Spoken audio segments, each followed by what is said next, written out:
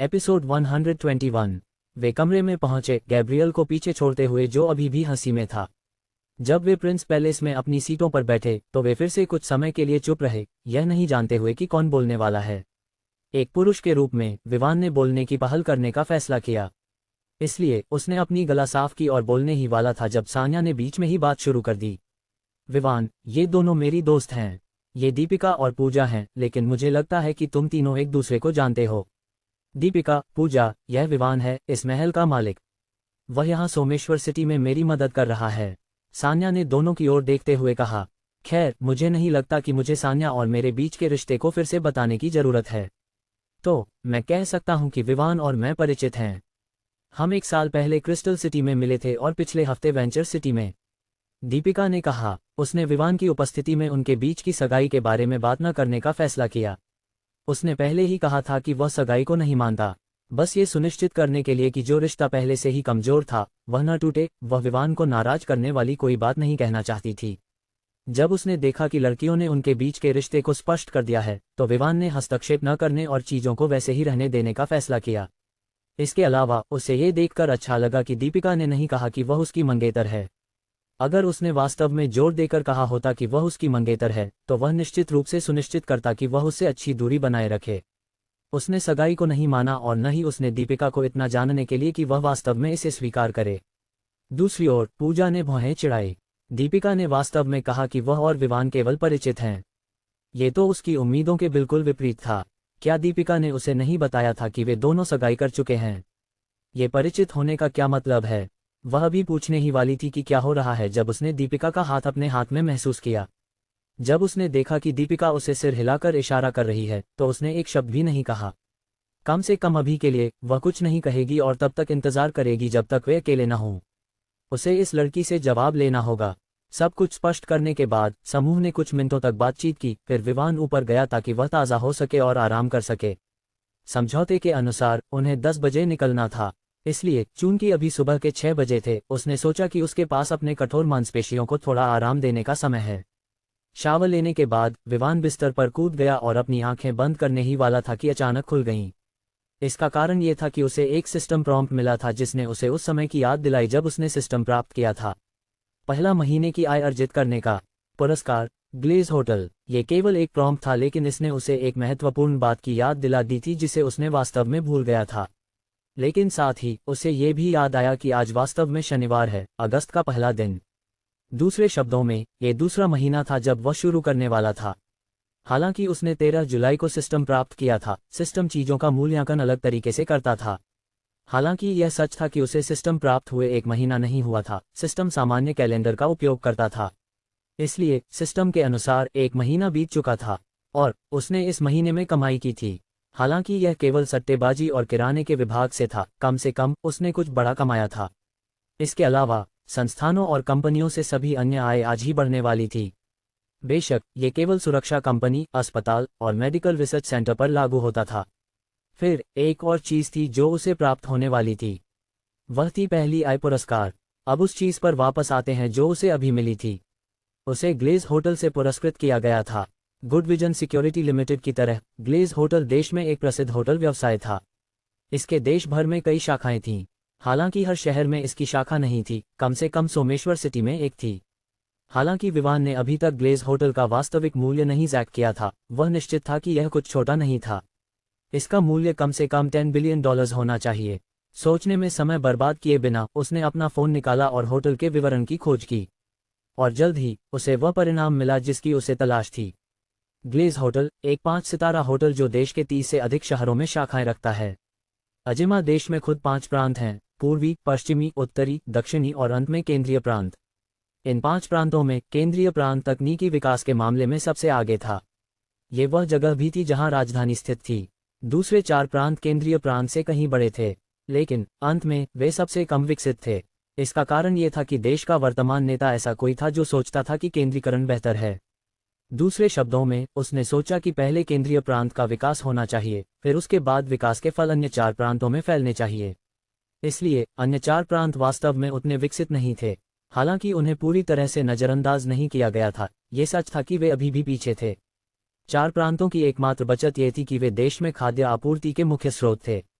चूंकि वहां बहुत जगह थी, 4 प्रांतों में कई बागान थे जो जनसंख्या की खाद्य आवश्यकताओं को पूरा करने के लिए पर्याप्त थे। लेकिन बेशक अन्य चीजें थीं जिन्हें अन्य देशों से आयात करना पड़ता था, क्योंकि यह स्पष्ट था कि देश का जलवायु हर प्रकार की फसल का समर्थन नहीं कर सकता। विषय पर वापस आते हुए, अजिमा देश में 57 शहर थे। ग्लेज होटल पहले से ही 30 शहरों में फैल चुका था, इससे ये स्पष्ट होता है कि यह आधे से अधिक शहरों को कवर कर चुका है। होटल का मुख्य ध्यान स्पष्ट रूप से केंद्रीय प्रांत पर था। इस क्षेत्र में 7 शहर थे। इन 6 शहरों का विकास करतू सिटी की तरह बहुत अच्छा हुआ था। इसलिए ग्लेज होटल इन 7 शहरों में फैल गया, और उसके बाद कुछ अन्य शहरों को यादृच्छिक रूप से एक शाखा रखने के लिए चुना गया। लेकिन होटल के शीर्ष प्रबंधन के पास सभी शहरों में होटल फैलाने की योजनाएं थीं। लेकिन ऐसा लगता था कि उसे इस पर ध्यान देना होगा। थोड़ा शांत होने के बाद विवान ने एक ऐसी चीज के बारे में सोचा जो उसने पहले कभी नहीं सोची थी। सिस्टम वास्तव में ये संपत्तियां कैसे प्राप्त करता है? तुम्हें इस बारे में चिंता करने की जरूरत नहीं है। सिस्टम ने पहले ही एक समूह बनाया है जिसे कानूनी रूप से देखा जा सकता है। इस समूह के पास पैसे हैं, इसलिए दूसरों का मानना है कि समूह ने तुम्हारे लिए कंपनियां या शेयर खरीदे हैं। तो तुम्हें बस अपना हस्ताक्षर करना है और सब कुछ हल हो जाएगा।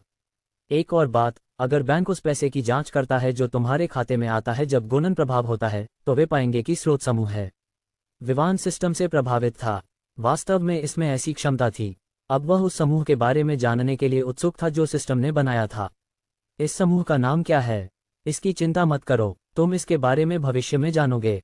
शायद तुम्हें उस समूह से पुरस्कृत किया जाएगा जब तक तुम एक निश्चित आवश्यकता पूरी नहीं कर लेते या इसके होने की आवश्यकता नहीं होती। विवान ने सिर हिलाया। सिस्टम वास्तव में यहाँ रहस्यपूर्ण खेलने की कोशिश कर रहा था। खैर, चूंकि कहा गया था कि वह भविष्य में इसके बारे में जान जाएगा, उसने इस पर अभी के लिए विचार न करने का फैसला किया। लेकिन फिर उसके मन में एक विचार आया जिसने उसे उत्साहित कर दिया। सिस्टम, क्या तुम मुझे हस्ताक्षरों के मुद्दों में मदद कर सकते हो? मैं भविष्य में केवल एक हस्ताक्षर के लिए इधर उधर नहीं घूमना चाहता। Opening square bracket dot closing square bracket. System कुछ समय के लिए चुप रहा, फिर अंततः जवाब दिया। यहाँ सिस्टम की भूमिका ये सुनिश्चित करना है कि मेजबान मेहनत करने के महत्व को समझे। अगर तुम हस्तांतरण समझौते पर हस्ताक्षर करने के लिए भी इधर उधर जाने में आलसी हो, तो क्या सिस्टम वास्तव में एक आलसी मेजबान द्वारा होस्ट किया जा रहा है? विवान का मुंह कुछ समय के लिए खुला रह गया। वह वास्तव में बेबसी में था। सिस्टम के साथ यह क्या हो रहा है? क्या ये सिर्फ एक हस्ताक्षर नहीं था? खैर, विवान ने एक पल सोचा और फिर जवाब दिया। बस सोचो कि मुझे दक्षिणी प्रांत से निकलकर उत्तरी प्रांत जाना होगा, केवल एक हस्ताक्षर करने के लिए। क्या ये समय की बर्बादी नहीं होगी? विवान ने फिर जारी रखा, वह समय मैं अन्य चीज़ों के लिए उपयोग कर सकता हूँ। ऐसा नहीं है कि मैं बेकार बैठा रहूँगा। एक और बात, जब मैं यात्रा करते समय विमान में समय बिता रहा हूँ, क्या मैं आलसी नहीं हो रहा हूँ? तुम बस उनसे कह सकते हो कि वे अनुबंध तुम्हारे पास लाएं। विवान, वह वास्तव में एक पल के लिए नहीं जानता था कि क्या कहना है, लेकिन एक इंसान के रूप में उसके पास निश्चित रूप से कुछ कहने के लिए था। लेकिन मुझे केवल एक हस्ताक्षर करने के लिए समय निकालना होगा। उस समय में जब मैं दस्तावेजों को देख रहा हूं और जो व्यक्ति समझौता लाया है उसके साथ बातचीत कर रहा हूं, वह समय बर्बाद नहीं होगा। Opening square bracket dot closing square bracket. कुछ समय के लिए फिर से कोई जवाब नहीं आया। फिर 2 मिनट बाद जवाब आया। ठीक है, सिस्टम तुम्हें शेयरों और अन्य संपत्तियों के हस्तांतरण की सभी प्रक्रियाओं को पूरा करने में मदद करेगा, लेकिन इसके बदले हर कंपनी के साथ तुम्हारे पास शुद्ध मूल्य को 100% बढ़ाने के लिए आधा साल होगा। विवान पहले तो संतुष्ट था, लेकिन जब उसने ये सुना कि इसके लिए क्या शर्तें हैं, तो वह शिकायत करना चाहता था। लेकिन स्थिति के बारे में सोचते हुए उसने सोचा कि फिर भी वह कंपनियों के मूल्य को बढ़ाने वाला था। आधे साल की समय सीमा के बारे में वह निश्चित था कि वह प्रबंधित कर लेगा। समय के साथ वह निश्चित था कि उसका प्रभाव इतना बढ़ जाएगा कि वह उस समस्या को आसानी से हल कर सकेगा। विवान इस पर इतना आत्मविश्वासी था कि उसने एक महत्वपूर्ण बात को भूल गया। किसी कंपनी की शुद्ध संपत्ति केवल निवेश की गई राशि पर निर्भर नहीं करती। इसके लिए और भी बहुत कुछ चाहिए। एक अच्छा उदाहरण अनुसंधान संस्थान होगा। चाहे कितनी भी राशि हो, जब तक वैज्ञानिक अनुसंधान को पूरा नहीं करते और सकारात्मक परिणाम नहीं प्राप्त करते, तब तक राशि का कोई महत्व नहीं होगा। फिर एक और सिस्टम प्रॉम्प्ट प्रकट हुआ। इस बार विवान स्पष्ट रूप से अगले आने वाली चीज के बारे में और भी अधिक उत्साहित था। तैयार हो जाओ, कंपनियों की आय जो मासिक आधार पर बढ़ाई जाती है, वह अगले है। तैयार रहो, तैयार हो जाओ, कंपनियों की मासिक आय अब आने वाली है। तैयार रहो। इसके तुरंत बाद संकेत आने लगे। आपको पिछले महीने good vision security limited, amber securities और सेफ्टी एनफोर्सेस से 34.5 करोड़ रुपए की आय मिली है। गुणांक लागू किया गया, आपको 3,450 करोड़ रुपए मिलते हैं। पहली आय, इनाम के रूप में आपको 3 मिमी 26M हेलीकॉप्टर मिलते हैं। आपको ब्राइटवे मेडिकल रिसर्च सेंटर और होप अस्पताल से पिछले महीने 76.3 करोड़ रुपए की आय मिली है। गुणांक लागू किया गया, आपको 763 करोड़ रुपए मिलते हैं। पहली आय, इनाम के रूप में आपको एक व्यापक स्पीड सीटी स्कैनर और एंटी ल्यूकेमिया गोलियों की रेसिपी मिलती है। क्या आप किराने के विभाग का पहला आय इनाम लेना चाहेंगे या आप अभी भी जमा करना चाहेंगे? 5 सिस्टम संकेत एक के बाद एक आए और उसके बाद उसके फ़ोन की वाइब्रेशन ने संकेत दिया कि उसके खाते में पैसे आ गए हैं। विवान ने गहरी सांस ली और जवाब दिया, जमा होने दो। मैं आवश्यकतानुसार इनाम लूंगा। वह अब तक जो नए किराने के स्टोर खरीद रहा था, उनके पहले आए इनाम को बचा रहा था ताकि वह सुनिश्चित कर सके कि जो इनाम उसे मिलेगा वह उच्च गुणवत्ता का होगा। विवान ने एक एक करके इनामों का विश्लेषण करना शुरू किया। 3 सुरक्षा कंपनियों ने उसे 34.5 करोड़ रुपए दिए। ये वह पैसा था जो उसे तब से मिला था जब से उसने इन पर नियंत्रण किया था। चूंकि अधिकांश अनुबंध वर्ष की शुरुआत में हस्ताक्षरित किए गए थे, ये स्पष्ट था कि उसे अगले महीने तक ज्यादा पैसे नहीं मिलेंगे। फिर भी 34.5 करोड़ रुपए को अच्छे 3,450 करोड़ रुपए में गुणांकित किया गया था। यह एक अच्छा राशि थी जो उसने यहां कमाई थी। यह उसे 50,000 करोड़ रुपए खाता संतुलन लक्ष्य की ओर बढ़ा रहा था। ब्राइटवे मेडिकल रिसर्च सेंटर और होप अस्पताल ने भी अच्छा प्रदर्शन किया, उसे 70 करोड़ रुपए से अधिक दिए। मुख्य आय रिसर्च सेंटर से आई थी, जो पिछले वर्षों में अनुसंधान की सफलता के कारण थी। रिसर्च सेंटर द्वारा बेची गई दवा मुख्य आय का स्रोत थी। हालांकि होप अस्पताल भी एक अच्छा आय स्रोत हो सकता था, विवान जानता था कि यह अभी भी प्रमुख अस्पतालों के पीछे है। दूसरे शब्दों में, उसे यह सुनिश्चित करने के लिए कड़ी मेहनत करनी होगी कि होप अस्पताल अन्य अस्पतालों को पकड़ सके और उन्हें पार कर सके। अस्पताल को एकाधिकार बनाने के लिए विवान को यकीन था कि यह असंभव होगा क्योंकि सरकार निश्चित रूप से शामिल होगी। सरकार के पास देश में कई चिकित्सा अनुसंधान और फार्मास्यूटिकल कंपनियां थीं। इसलिए अगर उसके पास फार्मास्यूटिकल उद्योग में एकाधिकार करने का सपना था, तो वह सरकार के खिलाफ जा रहा होगा। अब जो इनाम उसने प्राप्त किए थे उनके बारे में इस बार सिस्टम ने उसे इनामों के विवरण देने में उदारता दिखाए। मिमी 26M हेलीकॉप्टर, ये भारी वजन के परिवहन हेलीकॉप्टर हैं जिनमें 2 इंजन होते हैं। इसके पास निम्नलिखित विशेषताएं हैं। क्रू 5 लोग, लंबाई 40 मीटर, मुख्य रोटर व्यास 32 मीटर, ऊंचाई 8.14 मीटर, वजन खाली 28.2 टन, वजन अधिकतम take off 56 ton. Engine 2X ZMKB progress D136 turbo shaft. Engine शक्ति 2X 10,000 शाफ्ट हॉर्स पावर। अधिकतम गति 295 किलोमीटर घंटा। सेवा छत 4.6 किलोमीटर। Range 1952 kilometre. विशिष्ट लोड 80 सैनिक। इस जानकारी को देखकर कोई बता सकता है कि ये हेलीकॉप्टर सैन्य या उससे संबंधित किसी चीज के लिए बनाए गए थे। 80 सैनिकों की ले जाने की क्षमता के साथ यह आपात स्थितियों में गार्डों को आसानी से तैनात कर सकता था। ये कुछ था जिसका विवान इंतजार कर रहा था। उसने पहले ही मैक्सवेल से 1 या 2 हेलीकॉप्टर खरीदने के लिए कहा था, अगर संभव हो। लेकिन अब जब उसे सिस्टम द्वारा इनाम मिला था, विवान खुश था। उसके पास 3 थे। तैनात किए जा सकने वाले कुल सैनिक 240 होंगे। अगर वह 20 लोगों की एक टीम बनाता है तो उसके पास 12 टीमें होंगी। फिर प्रत्येक हेलीकॉप्टर में 4 टीमें होंगी। वह 4 टीमों को भी मिला सकता था और एक पलटन बना सकता था जिसमें 80 लोग हों। तो प्रत्येक पलटन को एक हेलीकॉप्टर सौंपा जाएगा। हालांकि उसके पास वर्तमान में केवल एक टीम स्क्वाड थी, वह फिर भी डेनाली से और अधिक बनाने के लिए कह सकता था। व्यापक स्पीड सीटी स्कैनर, यह एक चिकित्सा उपकरण है जिसका उपयोग किसी जीवित प्राणी के शरीर को स्कैन करने के लिए किया जाता है।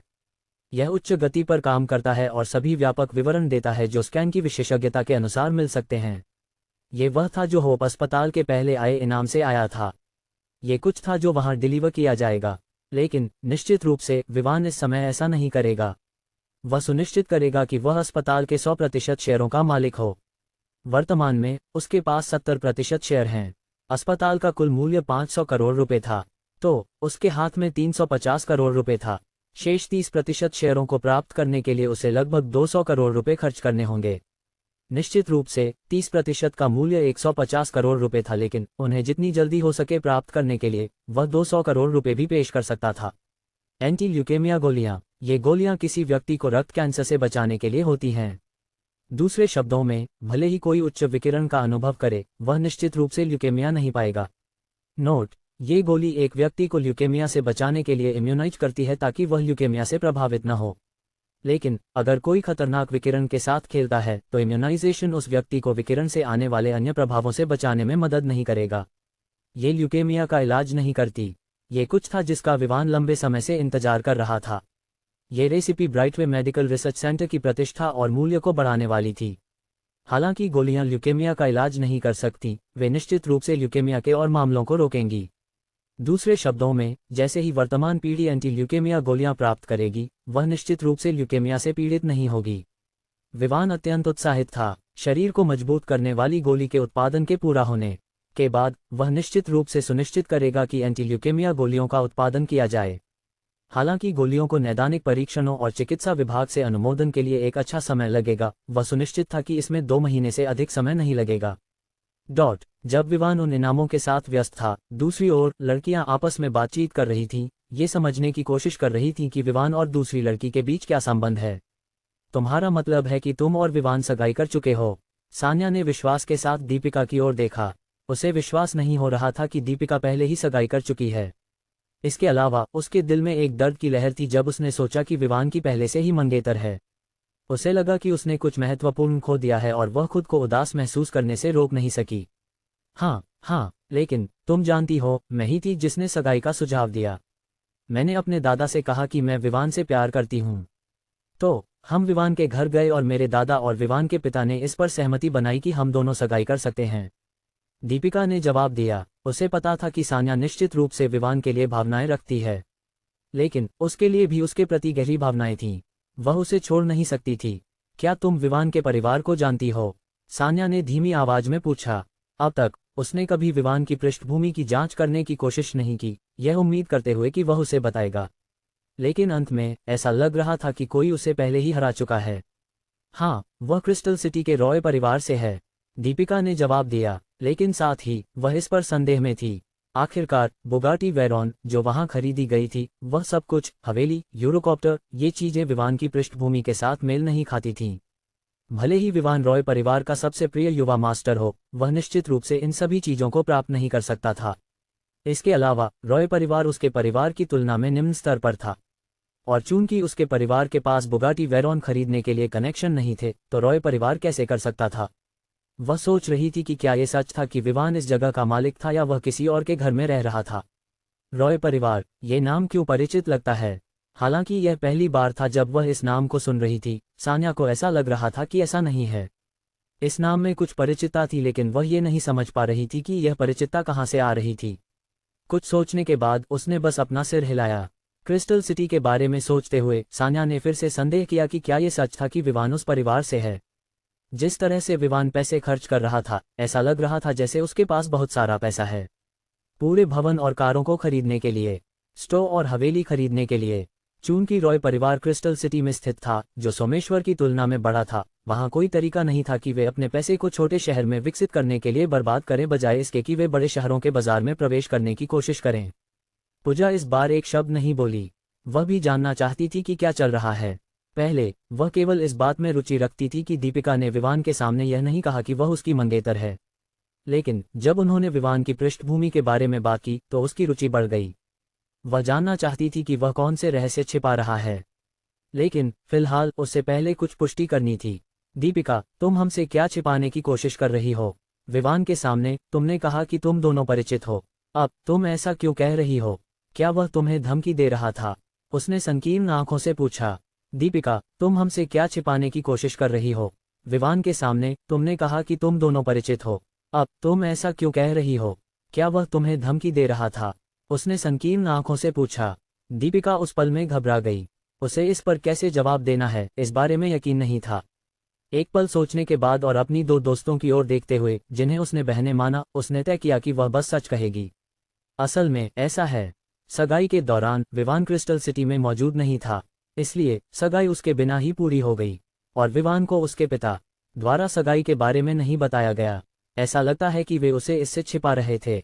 दीपिका ने आगे बढ़ने से पहले एक पल रुकी। उसे मुझसे पता चला कि हम पहले से ही सगाई कर चुके हैं, लेकिन वह इस सगाई को मानता ही नहीं। उसने कहा कि चूंकि यह उसके पिता द्वारा योजना बनाई गई थी और सहमति दी गई थी, तो उसके पिता को इसे संभालना चाहिए। इसके अलावा वह अब रॉय परिवार का सदस्य नहीं था, इसलिए रॉय परिवार के साथ जो भी योजनाएं बनाई गई थीं वे उसमें शामिल नहीं थीं। जब वह बोल रही थी उसे कड़वाहट महसूस हो रही थी। आखिरकार वह सच में विवान से प्यार करती थी, लेकिन उसका प्यार एक तरफा था और उसे कोई जवाब नहीं मिला। विवान पहले से ही सान्या के साथ रह रहा था, हालांकि वे एक ही हवेली में नहीं थे, वे अंततः एक ही परिसर में रह रहे थे। दूसरी ओर विवान ने उसे स्पष्ट रूप से बता दिया था कि वह उससे प्यार नहीं करता, लेकिन हालांकि यह अपेक्षित था क्योंकि वह उसे याद नहीं करता था, फिर भी जिस व्यक्ति से वह गहराई से प्यार करती थी उससे अस्वीकृति पाना उसे चोट पहुंचाता था। कोई सोच सकता है कि यह प्यार उस कृतज्ञता के कारण था जो उसने उसे बचाने के लिए महसूस की थी, लेकिन ऐसा अब नहीं था क्योंकि कुछ महीनों बाद जब उसने उसे देखना शुरू किया था वह उसके प्रति प्यार में पड़ गई थी और इसी कारण उसने सोचा था कि उससे शादी करके वह अपनी कृतज्ञता को अच्छे से व्यक्त कर सकेगी। अंत में उसने बहुत कम सोचा, ये भूलते हुए कि क्या वह उससे शादी करने के लिए सहमत होगा या नहीं, क्या उसकी पहले से ही कोई प्रेमिका है या नहीं। फिर भी वह हार मानने के लिए तैयार नहीं थी। उसने तय किया कि वह सगाई को स्वीकार नहीं करेगा, वह इसे तोड़ने नहीं देगी। वह निश्चित रूप से यह सुनिश्चित करेगी कि वह उसे उसी तरह प्यार करे जैसे वह उसे प्यार करती है। तो ऐसा था, सान्या ने किसी कारण से राहत की सांस ली। चूंकि विवान ने सगाई को स्वीकार नहीं किया और इसे तोड़ने के लिए तैयार था, उसने सोचा कि उसे एक मौका मिला है। हालांकि उसने सोचा कि यह अच्छा नहीं था कि वह उसी आदमी से प्यार करती है जिसे उसकी बहन ने किया, लेकिन वह क्या कर सकती थी। और हाँ, उसे इस पर यह स्वीकार करने के लिए मजबूर होना पड़ा कि वह सच में विवान से प्यार कर चुकी थी। शुरुआत में ये कहा जा सकता था कि वह बस विवान की ओर आकर्षित थी, लेकिन उसके साथ समय बिताने के बाद ये जानकर कि वह उसके प्रति कितना ईमानदार था, वह उसके प्यार में पड़ गई। इसके अलावा जिस तरह से वह उसकी मदद करने के लिए आगे बढ़ता था, उसके दिल को स्थिर कैसे रखा जा सकता था। उस लड़के ने उसका दिल छीन लिया। जहां तक उसके प्रति भावनाओं का सवाल था, वह निश्चित नहीं थी। शायद वह उसे एक दोस्त की तरह मानता था, या शायद एक बहन की तरह, या वह उसे एक महिला के रूप में देखता था, एक संभावित साथी जिसे अभी तक जाना नहीं गया था। आखिरकार हालांकि वह हमेशा उसे घूरता था, उसने कभी भी वासना नहीं दिखाई। उसने इसके बजाय उसकी सुंदरता की सराहना की। अब जब उसने अपने आप को यह स्वीकार कर लिया कि वह सच में विवान से प्यार करती है और वह उसकी प्रेमिका बनने में कोई आपत्ति नहीं रखती, तो वह नर्वस हो रही थी। दीपिका के चेहरे के भाव से वह जान सकती थी कि दीपिका सच में दुखी थी और वह एक तरफा प्यार से आने वाले दर्द का अनुभव करने के लिए तैयार नहीं थी। अगर विवान ने कहा कि वह उससे प्यार नहीं करता, तो वह नहीं जानती कि वह क्या करने वाली है। लेकिन एक बात स्पष्ट थी, वह निश्चित रूप से चोटिल होगी। जब उसने दो लड़कियों को अजीब भावनाओं के साथ देखा तो पूजा ने सिर हिलाया। यहाँ क्या हो रहा है? दो लड़कियां एक ही आदमी के लिए प्यार में हैं। ऐसा नहीं हो रहा है ना? पूजा ने इस पल में अपने आप पर संदेह किया। तीनों करीबी दोस्त थीं और एक दूसरे को बहनें कहती थीं, और जिस तरह से वह देख रही थी, चीजें यहाँ निश्चित रूप से अच्छी तरह समाप्त नहीं होने वाली थीं। दोनों लड़कियों के पास यहाँ अपने अपने फायदे थे। सान्या और विवान एक दूसरे को जानते थे, नतीजतन उसके पास सबसे बड़ा फायदा था और विवान को अपने प्यार में पड़ने की सबसे अधिक संभावना थी। दूसरी ओर दीपिका के पास पारिवारिक लाभ था। उसके दादा और विवान का परिवार दोनों उनके बीच सगाई का समर्थन करते थे, और ऐसा लगता है कि दोनों परिवार निश्चित रूप से सगाई को टूटने नहीं देंगे। दीपिका के दादा उसे बहुत प्यार करते थे, इसलिए यह स्पष्ट था कि वह अपनी पोती को चोटिल नहीं होने देंगे। इसलिए वह अन्य तरीकों का उपयोग कर सकते थे ये सुनिश्चित करने के लिए कि विवान दीपिका को छोड़ने की हिम्मत न करे। दूसरी ओर रॉय परिवार एक छोटा परिवार था। ये निश्चित रूप से दीपिका और विवान के बीच शादी से आने वाले लाभों को पसंद करेगा। और हालांकि सान्या का भी दीपिका के समान ही बैकग्राउंड था, अल्फोंसो परिवार ने पहले ही दोनों के बीच सगाई को स्वीकार कर लिया था। ये स्पष्ट था कि वे इसे तोड़ने के लिए आसानी से सहमत नहीं होंगे, खासकर फेरेल परिवार की प्रतिष्ठा को देखते हुए। तुम दोनों, क्या तुम एक आदमी के लिए लड़ने जा रही हो? पूजा ने पूछा। वह ये नहीं देखना चाहती थी कि उनके बीच वर्षों से बनी दोस्ती सिर्फ एक आदमी के आने से टूट जाए। दोनों महिलाओं ने पूजा को ऐसे घूरा जैसे उसे इस मामले से बाहर रहने के लिए कहा हो। ये जानकर कि वह निश्चित रूप से उन्हें अन्यथा मनाने में सक्षम नहीं होगी, पूजा ने इस समस्या को हल करने का एक तरीका सोचने का फैसला किया। उसने कुछ समय तक विचार किया और अंततः एक निर्णय पर पहुंची। उसे इन दोनों महिलाओं को विवान को भूलने के लिए मजबूर करना होगा, या वह ये सुनिश्चित कर सकती थी कि विवान उनमें से एक को चुने। कम से कम ये कहा जा सकता था कि यह उसकी पसंद थी और उसकी दोनों बहनें एक दूसरे के साथ लड़ाई नहीं करेंगी। जब पूजा गहरे विचारों में थी, दोनों महिलाओं ने एक निर्णय लिया। दीपिका, विवान ने अभी तक हम में से किसी को भी स्वीकार नहीं किया है ना? क्यों ना हम निष्पक्षता से प्रतिस्पर्धा करें? जो भी उसे चुने, जो नहीं चुना गया, उसे दूसरे के लिए कोई नाराजगी नहीं होनी चाहिए। तुम क्या सोचती हो? दीपिका जानती थी कि सान्या उसे यहाँ एक फायदा दे रही थी। विवान ने स्पष्ट रूप से कहा था कि वह उसमें रुचि नहीं रखता, अन्यथा वह उसे स्पष्ट रूप से नहीं कहता कि उसे भूल जाना चाहिए। दूसरी ओर सान्या ने उसके साथ कुछ समय बिताया था और उसे सबसे अच्छे से समझती थी। विवान का सान्या को यहाँ रहने की अनुमति देना निश्चित रूप से इस बात का सबूत था कि उसके लिए कुछ भावनाएं हो सकती थीं। तो हालांकि सान्या के पास सबसे बड़ा फायदा था, उसने यह नहीं कहा कि चूंकि विवान ने उसे भूल जाने के लिए कहा था, उसे हार मान लेनी चाहिए। वह उसे विवान को अपने प्यार में पड़ने का मौका दे रही थी। जब उसने इसके बारे में सोचा तो उसके दिल में एक मीठा एहसास हुआ। उसने तय किया कि परिणाम चाहे जो भी हो, वह अपनी इस बहन से नफरत नहीं करेगी। हालांकि वह उस व्यक्ति को खोने के लिए दुखी होगी जिसे वह प्यार करती थी, कम से कम उसकी बहन खुश होगी। ठीक है, तो यह एक समझौता है। दीपिका ने सिर हिलाया, उसकी आंखों में दृढ़ता दिखाई दे रही थी। पूजा, जो किनारे से सुन रही थी, ने फिर से सिर हिलाया। लेकिन फिर भी उसे लगा कि यह परिणाम दोनों के बीच झगड़ा करने से कहीं बेहतर है। लेकिन फिर भी उसे यह सुनिश्चित करना था कि विवान जल्दी से चीजों को आगे बढ़ाए और उनमें से एक को या किसी को भी चुने। जितनी जल्दी लड़कियां जानेंगी कि वह किससे प्यार करता है, उतनी ही जल्दी वे इस मुद्दे को भूलने की कोशिश करेंगी। क्रिस्टल सिटी में केला एक मॉल से बाहर आ रही थी। उसने अभी खरीदारी खत्म की थी जब उसके फोन की घंटी बजी। संपर्क देखकर उसने पाया कि यह उसकी माँ थी। नमस्ते माँ। केला को यह समझ में नहीं आ रहा था कि उसकी माँ उसे क्यों बुला रही है जब वह केवल 1 घंटे पहले घर से निकली थी। केला, तुम अब कहाँ हो? मैरियन ने पूछा। उसकी आवाज़ से केला को पता चला कि यह बहुत जरूरी है। मैं मॉल में खरीदारी कर चुकी हूँ। क्या हुआ? केला ने पूछा। जो तुम्हें चाहिए था वह आ चुका है। तुम्हें पता होना चाहिए कि तुम्हें क्या करना है ना? मैरियन ने पूछा। केला की आंखें उस पल में चमक उठीं। ऐसा लगता है कि मैं चीज़ों को पहले से हल कर सकती हूँ। हालांकि शादी के दिन तक 1 साल और 2 महीने हैं, अगर मैं इसे अब जल्दी से निपटा सकूं तो बेहतर होगा। उसकी आंखों में एक ठंडी चमक आई जब उसने इसके बारे में सोचा। उसके होंठ एक ठंडी मुस्कान में मुड़ गए, जो उसकी सामान्य प्यारी अभिव्यक्ति के विपरीत थी। जहां वह थी, उसे याद आया और उसने तुरंत अपनी पिछली प्यारी अभिव्यक्ति को फिर से प्राप्त किया। फिर उसने जवाब दिया, मैं समझ गई माँ। मैं कुछ ही मिनटों में वापस आ जाऊंगी। यह अच्छा है, तुम इसे जल्दी से निपटा लो। अगर चीजें तुम्हें ओवरवेल्म कर दें तो तुम बस मुझे बता देना और मैं तुम्हारी मदद करूंगी, मैरियन ने कहा और फिर फोन काट दिया। ठीक है, तो चलो इन इनामों को लेते हैं, विवान ने अपने आप से कहा और फिर उसने व्यवस्थाएं बनाना शुरू किया। सिस्टम, मैं चाहता हूं कि 3 हेलीकॉप्टर सुरक्षा कंपनियों के विलय के पूरा होने के बाद डिलीवर किए जाएं। जहां तक व्यापक स्पीड सीटी स्कैनर का सवाल है, मैं चाहता हूं कि यह तब दिखाई दे जब मैं होप अस्पताल के सभी शेष शेयरों को प्राप्त कर लूं।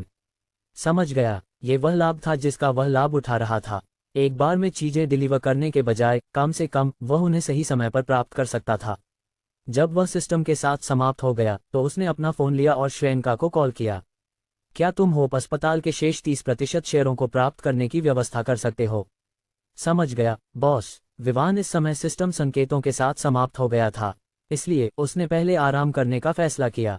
वे लगभग 10 बजे निकलने वाले थे। अब सुबह के 7 बज चुके थे। उसके पास अभी भी लगभग 2 घंटे थे। विवान को दरवाजे पर खटखटाने की आवाज से जगाया गया। ये सान्या थी, जो उसे याद दिला रही थी कि उनके निकलने का समय लगभग आ गया है। हालांकि सान्या ने पहले कभी भी प्रिंस हवेली में वापस आने का इरादा नहीं किया था, जब उसने याद किया कि वह अब दीपिका के साथ प्रतिस्पर्धा कर रही है, तो उसने इस अवसर का उपयोग करने का निर्णय लिया और ऊपर आकर उसे जगाया। लेकिन निश्चित रूप से जैसे ही विवान जागा, वह पहले ही नीचे की ओर दौड़ गई, ये याद दिलाने का इंतजार किए बिना कि तब क्या हुआ था। विवान बिस्तर से बाहर निकला और अपने कपड़े बदलने के बाद नीचे की ओर बढ़ा। वह पूरी तरह से तैयार था। चूंकि वे बाहर घूमने जा रहे थे, उसके पास तैयार करने के लिए कुछ नहीं था, सिवाय सही कपड़े पहनने और खर्च करने के लिए पर्याप्त पैसे रखने के। जब वह नीचे पहुंचा तो उसने देखा कि दमिनी भी वहां मौजूद थी। ऐसा लग रहा था कि किसी ने पहले से ही नाश्ता तैयार कर लिया था। वह प्रभावित हुआ। आखिरकार ये कहा जा सकता है कि यह 4 साल में पहली बार था जब किसी ने उसके लिए खाना बनाया था, रेस्तरां या स्टॉल के अलावा। उसने सोचा कि खाना किसने बनाया होगा, लेकिन उसने इसके बारे में सवाल नहीं किया। उसे यकीन था कि जिसने खाना पकाया होगा वह खुद को जरूर प्रकट करेगी। जब वे खाने की मेज पर बैठे तो पांचों ने खाने के साथ साथ बातचीत शुरू की। चूंकि दमिनी अन्य 4 से कुछ साल बड़ी थी, वह 3 लड़कियों के साथ आराम से बातचीत कर सकी। दूसरी ओर विवान लगभग बाहर रह गया, क्योंकि वे जो बातें कर रहे थे वे मुख्य रूप से महिलाओं से संबंधित थीं। वह एक पुरुष के रूप में वह क्या कह सकता था। नाश्ते के बाद सान्या ने पूछा, विवान, मेरा खाना कैसा था? विवान थोड़ा हैरान हुआ। उसने पूछा, क्या तुमने नाश्ता बनाया था? वह यहाँ सान्या के साथ 2 दिन से रह रहा था, लेकिन उन 2 दिनों में उसने कभी भी उनके लिए खाना बनाने की पेशकश नहीं की थी। हमेशा उल्टा होता था, वह खाना बनाता था। वह हमेशा खुद को मेज़बान मानता था, इसलिए वह किसी मेहमान को उसके लिए खाना बनाने नहीं देगा। आज भी अगर वह सो रहा नहीं होता तो वह निश्चित रूप से खाना बनाता, लेकिन अगर लड़कियां खाना बनाने की पेशकश करती तो वह खुशी खुशी स्वीकार कर लेता। क्या तुमने सोचा कि मैं खाना नहीं बना सकती? सान्या ने नाखुशी से मुंह बनाया। ये पहली बार था जब उसने उसे ऐसा भाव बनाते देखा। विवान स्पष्ट रूप से स्टंट था, लेकिन फिर भी वह बस उसे घूरता रहा। सान्या ने खुद नहीं समझा कि उसने विवान के प्रति कितना खुलकर बात की है जब से उसने अपने आप को ये स्वीकार किया कि वह सच में विवान से प्यार करती है। इसलिए वह अब वह पक्ष दिखा रही थी जो वह हमेशा अपनी माँ और बहनों के सामने दिखाती थी। हालांकि वह विवान के साथ काफी खुली थी, वह फिर भी कम से कम संकोच में थी। जब उसने विवान की स्थिर नजरें अपनी ओर देखा तो वह थोड़ी लाल हो गई जब उसे एहसास हुआ कि उसने अभी मुंह बनाया था। उसने विवान को घूरा और पूछा, तुम क्या देख रहे हो? क्या तुम सोचते हो कि मैं खाना नहीं बना सकती? मैं कैसे जान सकता हूं कि तुम एक अच्छी रसोइया हो जब मैंने तुम्हें कभी खाना बनाते नहीं देखा? विवान ने जवाब में अपने कंधे उचका दिए। फिर भी तुम अच्छी हो। सान्या ने चमकती मुस्कान दी। ऐसा लग रहा था कि वह इतनी बुरी नहीं थी। उसने घर पर प्रशिक्षण लिया था, ये कुछ था जो उसकी मां ने उसे सिखाने पर जोर दिया था। नाश्ते के बाद समूह को राजधानी के अन्य युवा मास्टरों और लड़कियों से मिलने के लिए वोलेंट सिटी के एक रिजॉर्ट में जाना था। रिजॉर्ट का नाम एडवेंचर रिक्रिएशन रिजॉर्ट था। हालांकि यह काटू सिटी की तुलना में एक छोटे शहर में था, यहाँ की तकनीकी स्तर उच्च था। इसका कारण ये था कि रिजॉर्ट एक ऐसे स्थान पर स्थित था जो पर्यटकों के आकर्षण स्थलों से भरा हुआ था, और यही एक कारण था कि वे वहां जा रहे थे। वे वहां 3 दिन रहेंगे और फिर निकलेंगे। चूंकि उनके पास 4 लोग थे और दमिनी अभी भी सान्या की जगह कंपनी का प्रबंधन कर रही थी, उन्होंने यूरोकॉप्टर का उपयोग करने का निर्णय लिया। हालांकि दोनों शहरों के बीच की दूरी इतनी बड़ी नहीं थी, अगर वे जल्दी पहुंच सकते थे तो इससे कोई नुकसान नहीं होता। जब वे गराज की छत पर थे तो 2 लड़कियां, दीपिका और पूजा, एक दूसरे को देखकर उनकी आंखों में प्रतिस्पर्धा की भावना थी। वर्तमान में यह इस बात की प्रतियोगिता थी कि कौन विवान के बगल में यूरोकॉप्टर में बैठेगा। वे अभी इस पर चर्चा करने ही वाली थीं जब उन्होंने देखा कि विवान वास्तव में गैब्रियल के बगल में बैठ गया। दूसरे शब्दों में, लड़कियों को यात्रा के दौरान उसके करीब रहने का मौका नहीं मिलेगा। फिर भी उन्होंने बस मुंह बनाया और यूरोकॉप्टर में चढ़ गईं। इसके बाद हेलीकॉप्टर वोलेंट सिटी की ओर उड़ गया। हवा के माध्यम से वे लगभग आधे घंटे में वहां पहुंच सकते थे। अगर वे वास्तव में कारों का उपयोग करते तो उन्हें कम से कम 4 घंटे लगते। 30 मिनट बाद गैब्रियल ने रिजॉर्ट के एक मैदान में लैंड किया। ये वह क्षेत्र था जिसे विशेष रूप से उन लोगों के लिए तैयार किया गया था जो यहां अपने हेलीकॉप्टरों पर आए थे। रिजॉर्ट वोलेंट सिटी से कुछ दूरी पर था। यह एक जंगल के केंद्र में स्थित था। उतरने के बाद दीपिका ने एक लड़की को संदेश भेजा कि वे पहुंच गए हैं। उन्हें फिर बताया गया कि समूह वर्तमान में एक बास्केटबॉल कोर्ट में है। ऐसा लग रहा था कि वे यहाँ के एक बास्केटबॉल कोर्ट में हो रहे बास्केटबॉल खेल को देख रहे थे। ये संयोग था कि यहाँ एक मैच चल रहा था। चारों का समूह बास्केटबॉल कोर्ट की ओर दौड़ा। ये इंडोर था, लेकिन यहाँ पहले से ही एक बड़ी भीड़ इकट्ठा हो चुकी थी। सीटें लगभग भरी हुई थीं। सौभाग्य से सुबह का समय था और इसलिए कुछ सीटें अभी भी खाली थीं। विवान ने उन लड़कियों का अनुसरण किया जो क्षेत्र से परिचित थीं। ये जानकर कि उन्हें कहाँ जाना है, विवान और अन्य एक कोने की ओर बढ़े। वहां विवान ने उन युवा मास्टरों और लड़कियों को देखा जिन्हें उसने वेंचर सिटी में देखा था। वर्तमान में उन्होंने चारों के लिए पहले से ही कुर्सियां आरक्षित कर रखी थीं। जब उन्होंने विवान को देखा तो हालांकि वे आश्चर्यचकित थे, ये बहुत अधिक नहीं था। 4 सीटें आरक्षित करने वाली लड़की दीपिका के करीब थी। वह वही थी जिसने दीपिका को स्थान बताया था। बेशक वहां कोई ऐसा भी था जो विवान को देखकर खुश नहीं था। हर्ष ने विवान को ठंडी नजरों से देखा। फिर भी उसने इसे व्यक्त नहीं किया क्योंकि उसने बस मुस्कुराते हुए विवान का स्वागत किया। विवान को पहले से ही इन युवा मास्टरों के प्रति एक बुरा प्रभाव था, इसलिए उसने उन्हें मुस्कुराने की भी परवाह नहीं की। उनके अभिवादन के जवाब में उसने बस सिर हिलाया। ये देखकर हालांकि वे असंतुष्ट थे, वे अपनी असंतोष व्यक्त करने की हिम्मत नहीं कर सके। आखिरकार वह दीपिका का मंगेतर था। अगर वे उसे निशाना बनाते और दीपिका को नाराज करते तो वे निश्चित रूप से मुसीबत में पड़ जाते। लेकिन ये स्पष्ट था कि सभी इससे डरते नहीं थे। ये देखकर कि विवान ने उसे कोई महत्व नहीं दिया, हर्ष ने अपने दिल में तय किया कि वह विवान को शर्मिंदा करने का सुनिश्चित करेगा। इसके अलावा वह निश्चित रूप से यह सुनिश्चित करेगा कि वह गायब हो जाए। आखिरकार वह देख सकता था कि विवान वास्तव में उन दो लड़कियों के करीब था। हालांकि उसने कभी भी सान्या को बाहर नहीं बुलाया, फिर भी वह उसे अपना लक्ष्य मानता था। जब तक वह दीपिका को पाने में असफल रहता, वह बस सान्या को अपना लक्ष्य बदल लेगा। लेकिन फिर भी, हालांकि वह इस समय उसका पीछा नहीं कर रहा था, वह फिर भी किसी को उसके करीब नहीं आने देगा। विवान ने स्पष्ट रूप से हर्ष की दुर्भावनापूर्ण नजरें अपनी ओर देखी। उसने बस सोचा कि यह आदमी इस बात से नाराज था कि उसने उसे वापस नहीं कहा, लेकिन फिर भी उसे इसकी परवाह नहीं थी। अगर इस आदमी ने उस पर कोई चाल चलने की हिम्मत की, तो वह निश्चित रूप से उसे इसकी कीमत चुकाने पर मजबूर कर देगा।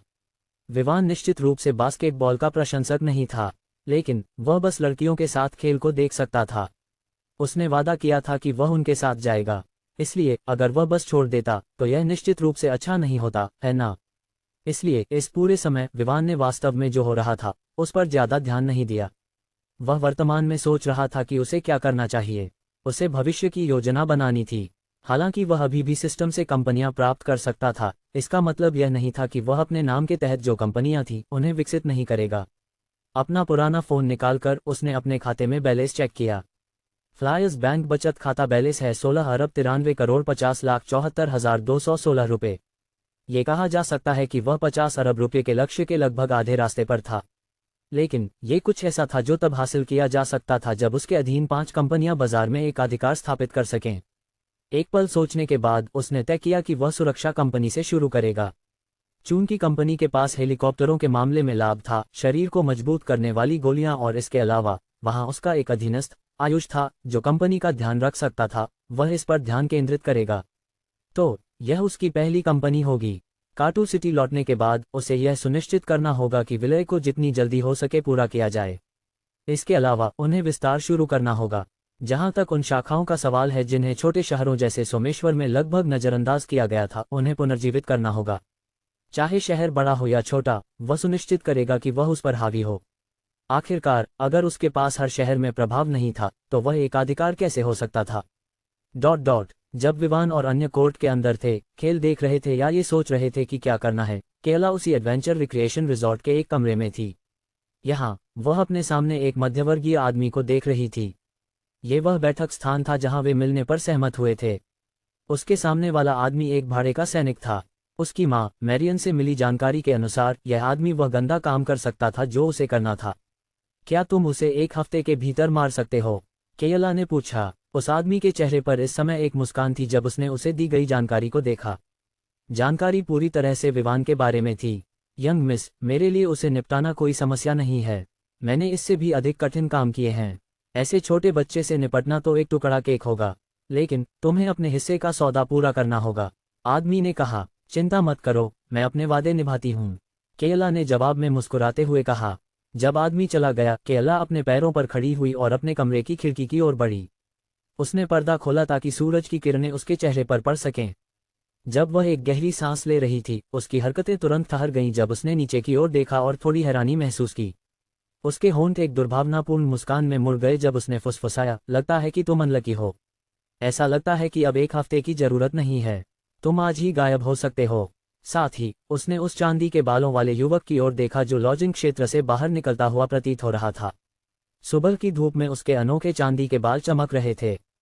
खेल कोर्ट में जारी रहा और लगभग 1 घंटे बाद आखिरकार इसका अंत हुआ। इस दौरान विवान ने स्पष्ट रूप से इस पर कोई ध्यान नहीं दिया। वह केवल कभी कभी उसके बगल में बैठी 2 महिलाओं से बातचीत करता रहा। जैसे ही मैच समाप्त हुआ और लोग बाहर जाने लगे, विवान उठ खड़ा हुआ। दोपहर का समय करीब आ रहा था, इसलिए विवान ने सोचा कि अगर वह कहीं आराम करने के लिए जाए तो बुरा नहीं होगा।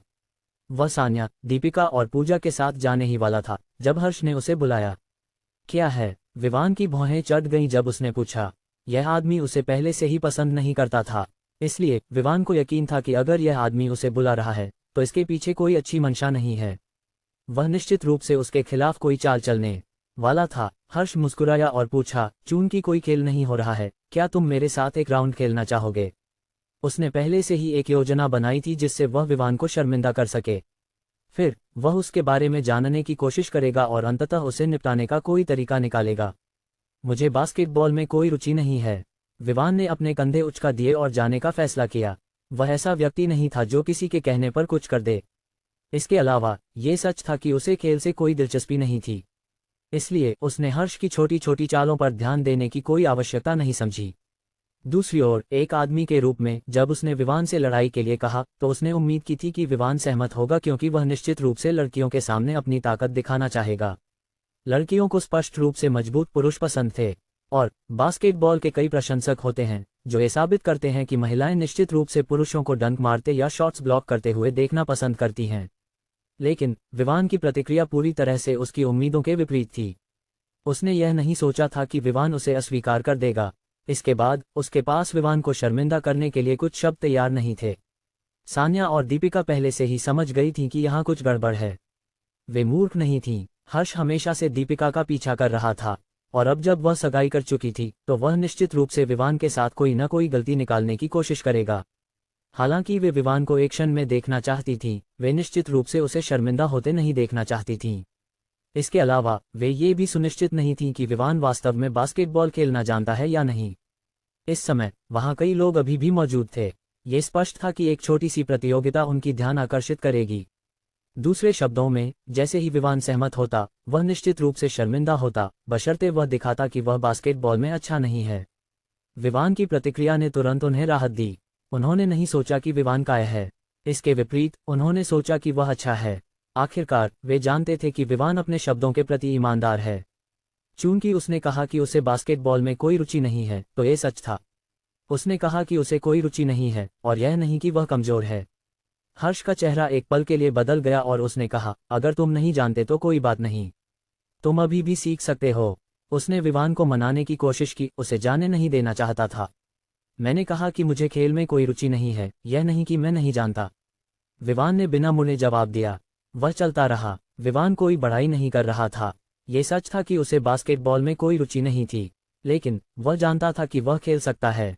इसका कारण ये था कि उसे हाल ही में एक सिस्टम प्रॉम्प्ट मिला था। आपातकालीन मिशन प्रोग्राम सक्रिय किया गया। उन्नत पुरस्कार, पेशेवर बास्केटबॉल खिलाड़ी। इस पुरस्कार को स्थायी रूप से प्राप्त करने के लिए आपको निम्नलिखित कार्य पूरा करना होगा। कार्य: एक अन्य पेशेवर बास्केटबॉल खिलाड़ी के साथ प्रतियोगिता करके पैसे कमाना। समय सीमा: 15 दिन। विवान ने समय बर्बाद नहीं किया और मिशन स्वीकार कर लिया। हालांकि उसे बास्केटबॉल में कोई रुचि नहीं थी, वह निश्चित रूप से सिस्टम से एक कौशल प्राप्त करने का मौका नहीं छोड़ना चाहता था। मिशन स्वीकार किया गया। उन्नत मिशन पुरस्कार प्रदान किया गया। कार्य: एक अन्य पेशेवर बास्केटबॉल खिलाड़ी के साथ प्रतियोगिता करके पैसे कमाना। समय सीमा: 15 दिन। कार्य को पूरा करने में विफलता के परिणामस्वरूप होस्ट को क्षमता खोने के साथ साथ सिस्टम की सजा का सामना करना पड़ेगा। कुछ समय बाद परिचित प्रॉम्प्ट दिखाई दिया। फिर यादों के टुकड़े उसके मन में समाहित हो गए। इस समय विवान को बास्केटबॉल के साथ अत्यधिक परिचित महसूस हुआ। ऐसा लग रहा था जैसे वह इसे लंबे समय से खेल रहा हो। तो अपनी क्षमताओं के साथ अगर वह हर्ष के साथ खेलता तो वह निश्चित रूप से उसे शर्मिंदा कर देता। लेकिन विवान ऐसा व्यक्ति नहीं था जो किसी के कहने पर अपना समय बर्बाद करे। इसके अलावा क्या वह किसी चीज के लिए सिर्फ इसलिए तैयार होता कि कोई उसे कहे? ये निश्चित रूप से नहीं होने वाला था। अगर यह मिशन नहीं होता तो विवान को यकीन नहीं था कि वह बास्केटबॉल को छूता भी। लेकिन फिर भी उसने तय किया कि वह इस एक सप्ताह की छुट्टी के दौरान इस कार्य को पूरा करने की कोशिश करेगा। अरे, चूंकि तुम जानते हो कि कैसे खेलना है तो क्यों नहीं आकर खेलते? या क्या तुम डरते हो? हर्ष ने चिल्लाया। मैंने पहले ही तुम्हें बता दिया कि मुझे खेलने में कोई रुचि नहीं है, क्या तुम बहरे हो? विवान की आवाज बाहर आई जब वह उस इमारत से बाहर निकल रहा था जहां बास्केटबॉल कोर्ट था। हर्ष का चेहरा गहरा हो गया क्योंकि उसने विवान के जाने की दिशा में क्रूरता से देखा। उसके साथ कुछ उसके अनुयायी थे क्योंकि अन्य लोग भी बास्केटबॉल कोर्ट छोड़ चुके थे। अनुयायी इस समय कुछ कहने की हिम्मत नहीं कर रहे थे। हालांकि वे विवान का मजाक उड़ाना चाहते थे और अपने बॉस की मदद करना चाहते थे, वे दीपिका को नाराज करने के लिए तैयार नहीं थे। हालांकि हर्ष एक बड़े परिवार से था, इसका मतलब यह नहीं था कि हर्ष का परिवार दीपिका के खिलाफ जा सकता है। इसलिए इस संघर्ष में उन्होंने खुद को शामिल नहीं करने का निर्णय लिया। अंत में वे केवल बुरी स्थिति में समाप्त होते। देखो क्या तुम वास्तव में इससे बच सकते हो? हर्ष ने एक योजना बनाई इससे पहले कि वह अपने अनुयायियों के साथ चला जाए। केंद्र में एक मध्यवर्गीय आदमी जिसे केला ने नियुक्त किया था, वाइपर, वर्तमान में किसी का पीछा कर रहा था। उसके सामने एक युवा था जिसकी चांदी की बाल और नीली आंखें थीं। जैसे ही वह उसके पीछे चल रहा था, मध्यवर्गीय आदमी ने बुरी तरह से मुस्कुराया। वह किसी भी मौके पर हत्या करने के लिए तैयार था। लेकिन निश्चित रूप से हत्या यहाँ रिजॉर्ट में नहीं की जा सकती क्योंकि सुरक्षा का स्तर उच्च था। वह इंतजार कर रहा था कि यह युवा रिजॉर्ट से बाहर निकल जाए, या वह एक ऐसे क्षेत्र में जा सकता था जहां जनसंख्या कम हो, जहां कोई कैमरे न हो। जैसे ही उसकी प्रार्थनाएं सुनी गईं, युवा वास्तव में एक ऐसे क्षेत्र की ओर बढ़ रहा था जहां कोई सुरक्षा कैमरे नहीं थे। रिजॉर्ट एक जंगल में था जो वोलेंट शहर के करीब था, इसलिए जंगल के कुछ हिस्से थे जो मॉनिटर नहीं किए गए थे। उसे नहीं पता था कि यह युवा वहां क्यों जा रहा है, लेकिन फिर भी चूंकि यह उसके लिए फायदेमंद था, वह इसका पूरा लाभ उठाने वाला था। लगभग 30 मिनट चलने के बाद युवा अचानक रुक गया। फिर बिना पीछे देखे उसने एक ठंडी आवाज में कहा, तुम मुझे कुछ समय से फॉलो कर रहे हो, तुम क्या चाहते हो? युवक के शब्द सुनकर मध्यवर्गीय आदमी हैरान रह गया। वह चुपचाप इस युवा का पीछा कर रहा था, लेकिन अंत में उसे पता चला। अब उसे समझ में आया कि यह युवा उसे यहाँ लाने के लिए लाया था। क्या वह उसे खत्म करने के लिए लाया था? वाइपर ने ये सोचकर मजा लिया। चूंकि वह पहले से ही पहचान लिया गया था, उसने अब छिपने की कोई आवश्यकता नहीं समझी। वह एक पेड़ के पीछे से बाहर आया और हंसते हुए बोला, तुम्हारे पास कुछ हिम्मत है लड़के, यहाँ तक कि जब तुम जानते हो कि मैं तुम्हारे पीछे आ रहा हूँ, तुम भीड़ में रहने के बजाय यहाँ आने का फैसला करते हो। किसी भी मामले में इससे मेरे लिए चीजें आसान हो जाती हैं। वाइपर ने हल्के से कहा, तुम कौन हो, या तुम्हें किसने भेजा है मेरे पीछे? युवा ने पूछा, तुम विवान रॉय होना चाहिए। तुम्हें ये जानने की कोई आवश्यकता नहीं है कि मुझे तुम्हारे पीछे किसने भेजा। तुम्हें बस इतना जानना है कि जिस व्यक्ति ने मुझे भेजा है वह चाहता है कि तुम मर जाओ। इसलिए यह स्पष्ट है कि तुमने किसी का अपमान किया है, लेकिन तुम नहीं जानते। वाइपर ने कहा जैसे वह युवा के करीब आया। विवान रॉय, तुम क्या बकवास कर रहे हो? मुझे लगता है कि तुम गलत व्यक्ति हो, मैं विवान नहीं हूँ। युवा ने भौहें चढ़ाते हुए कहा, हे ऐसा कैसे हो सकता है? मेरे पास तुम्हारी जानकारी है। ओह, मेरे पास तुम्हारी एक तस्वीर भी है। कोई तरीका नहीं है कि तुम विवान रॉय नहीं हो, ये देखते हुए कि तुम्हारा चेहरा और विशेषताएं मेरे पास मौजूद हैं। और अगर तुम मुझसे बचने के लिए ये दिखावा कर रहे हो कि तुम विवान नहीं हो, तो यह चाल मुझ पर काम नहीं करेगी। वाइपर ने हंसते हुए कहा और अपने फोन से एक तस्वीर दिखाने लगा। अपनी तस्वीर देखकर युवा निश्चित रूप से चौंक गया। हाँ, तुम थोड़ी गंभीर रहो। तुम अब बस मेरे सिर को फोटोशॉप कर सकते हो और इसे किसी और के गले में जोड़ सकते हो। मैंने कभी उस शर्ट को नहीं पहना है और न ही मेरे पास है जो उस व्यक्ति के पास है। युवा हंसते हुए बोला और फोन की ओर इशारा किया। वाइपर हैरान रह गया, लेकिन फिर उसका चेहरा ठंडा हो गया और उसने पूछा, क्या तुम मुझसे ये सोचने की हिम्मत करते हो कि मैं इतना बेवकूफ़ हूँ कि यह पहचान नहीं सकूं कि मेरे फ़ोन में जो छवि है वह फोटोशॉप की गई है या नहीं? तुम मौत को बुला रहे हो। तुरंत बाद उसने अपनी बेल्ट में छिपी हुई एक छुरी निकाली और युवा की ओर दौड़ पड़ा। तुम मुझे मारने आए हो? तो तुम किस मौत की बात कर रहे हो? और मुझे मारने के लिए चलो देखते हैं कि क्या तुम्हारे पास ये करने की क्षमता है। जैसे ही उसने कहा, युवा बिना किसी डर या हिचकिचाहट के आगे बढ़ा।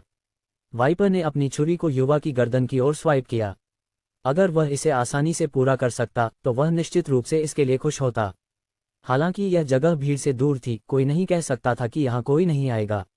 जैसे ही उसने देखा कि छुरी उसकी गर्दन की ओर बढ़ रही है, युवा तुरंत पीछे झुक गया उस हमले से बचते हुए। जैसे ही वह उठता है, उसने देखा कि एक मुक्का उसकी ओर बढ़ रहा है। इस बार उसने बचने के बजाय उसे साइड में परे कर दिया और दूसरी पार्टी के सिर की ओर एक किक फेंकी। वाइपर को यह देखकर आश्चर्य हुआ कि उसके सामने का युवा वास्तव में लड़ाई में अच्छा है। अब उसने उस जानकारी पर संदेह करना शुरू कर दिया जो उसे मिली थी। आखिरकार जानकारी में कहा गया था कि हालांकि वह जिम में प्रशिक्षण लेता है, वह निश्चित रूप से एक अच्छा लड़ाकू नहीं है। लेकिन जिस तरह से युवा अपने हमलों को संभाल रहा था, ऐसा लग रहा था कि उसने कई लड़ाइयां देखी हैं। हालांकि उसके पास एक हथियार था, वास्तव में उसके पास युवा पर कोई लाभ नहीं था। यहाँ तक कि एक भाड़े के रूप में उसका अनुभव इस समय बेकार लग रहा था। जैसे जैसे समय बीतता गया, उन्होंने और अधिक हमले किए। युवा के हमले भयंकर थे। हालांकि वह लड़ाई में अच्छा था, वाइपर के पास एक हथियार था और अनुभव था। इसलिए अंत में उसने कई चोटें छुरी के हमलों से प्राप्त की। इसके बदले में उसने वाइपर के एक हाथ को तोड़ने में सफल रहा। और अब हालांकि वह खून बहा रहा था, वह निश्चित रूप से जीत सकता था। वाइपर इस समय गंभीर दर्द में था, लेकिन फिर भी उसने हमले जारी रखे। उसका मन इस बात पर केंद्रित था कि उसे सामने के युवा को मारना है। आखिरकार ये केवल उसकी प्रतिष्ठा का मामला नहीं था, बल्कि यह इस समय उसे बहुत गुस्सा दिला रहा था। केला ने उसे बताया था कि युवा लड़ाई में अच्छा नहीं था। अंत में उसने अपना हाथ तोड़ दिया। अब वह युवा पर अपना गुस्सा निकालना चाहता था, इससे पहले कि वह उस लड़की को अगला निशाना बनाए। कुछ समय बाद उसने देखा कि युवा ने एक गलती की। इस मौके को देखकर उसने तुरंत फिर से गले की ओर हमला किया, गले को छेदने और उसकी जान खत्म करने का लक्ष्य रखा।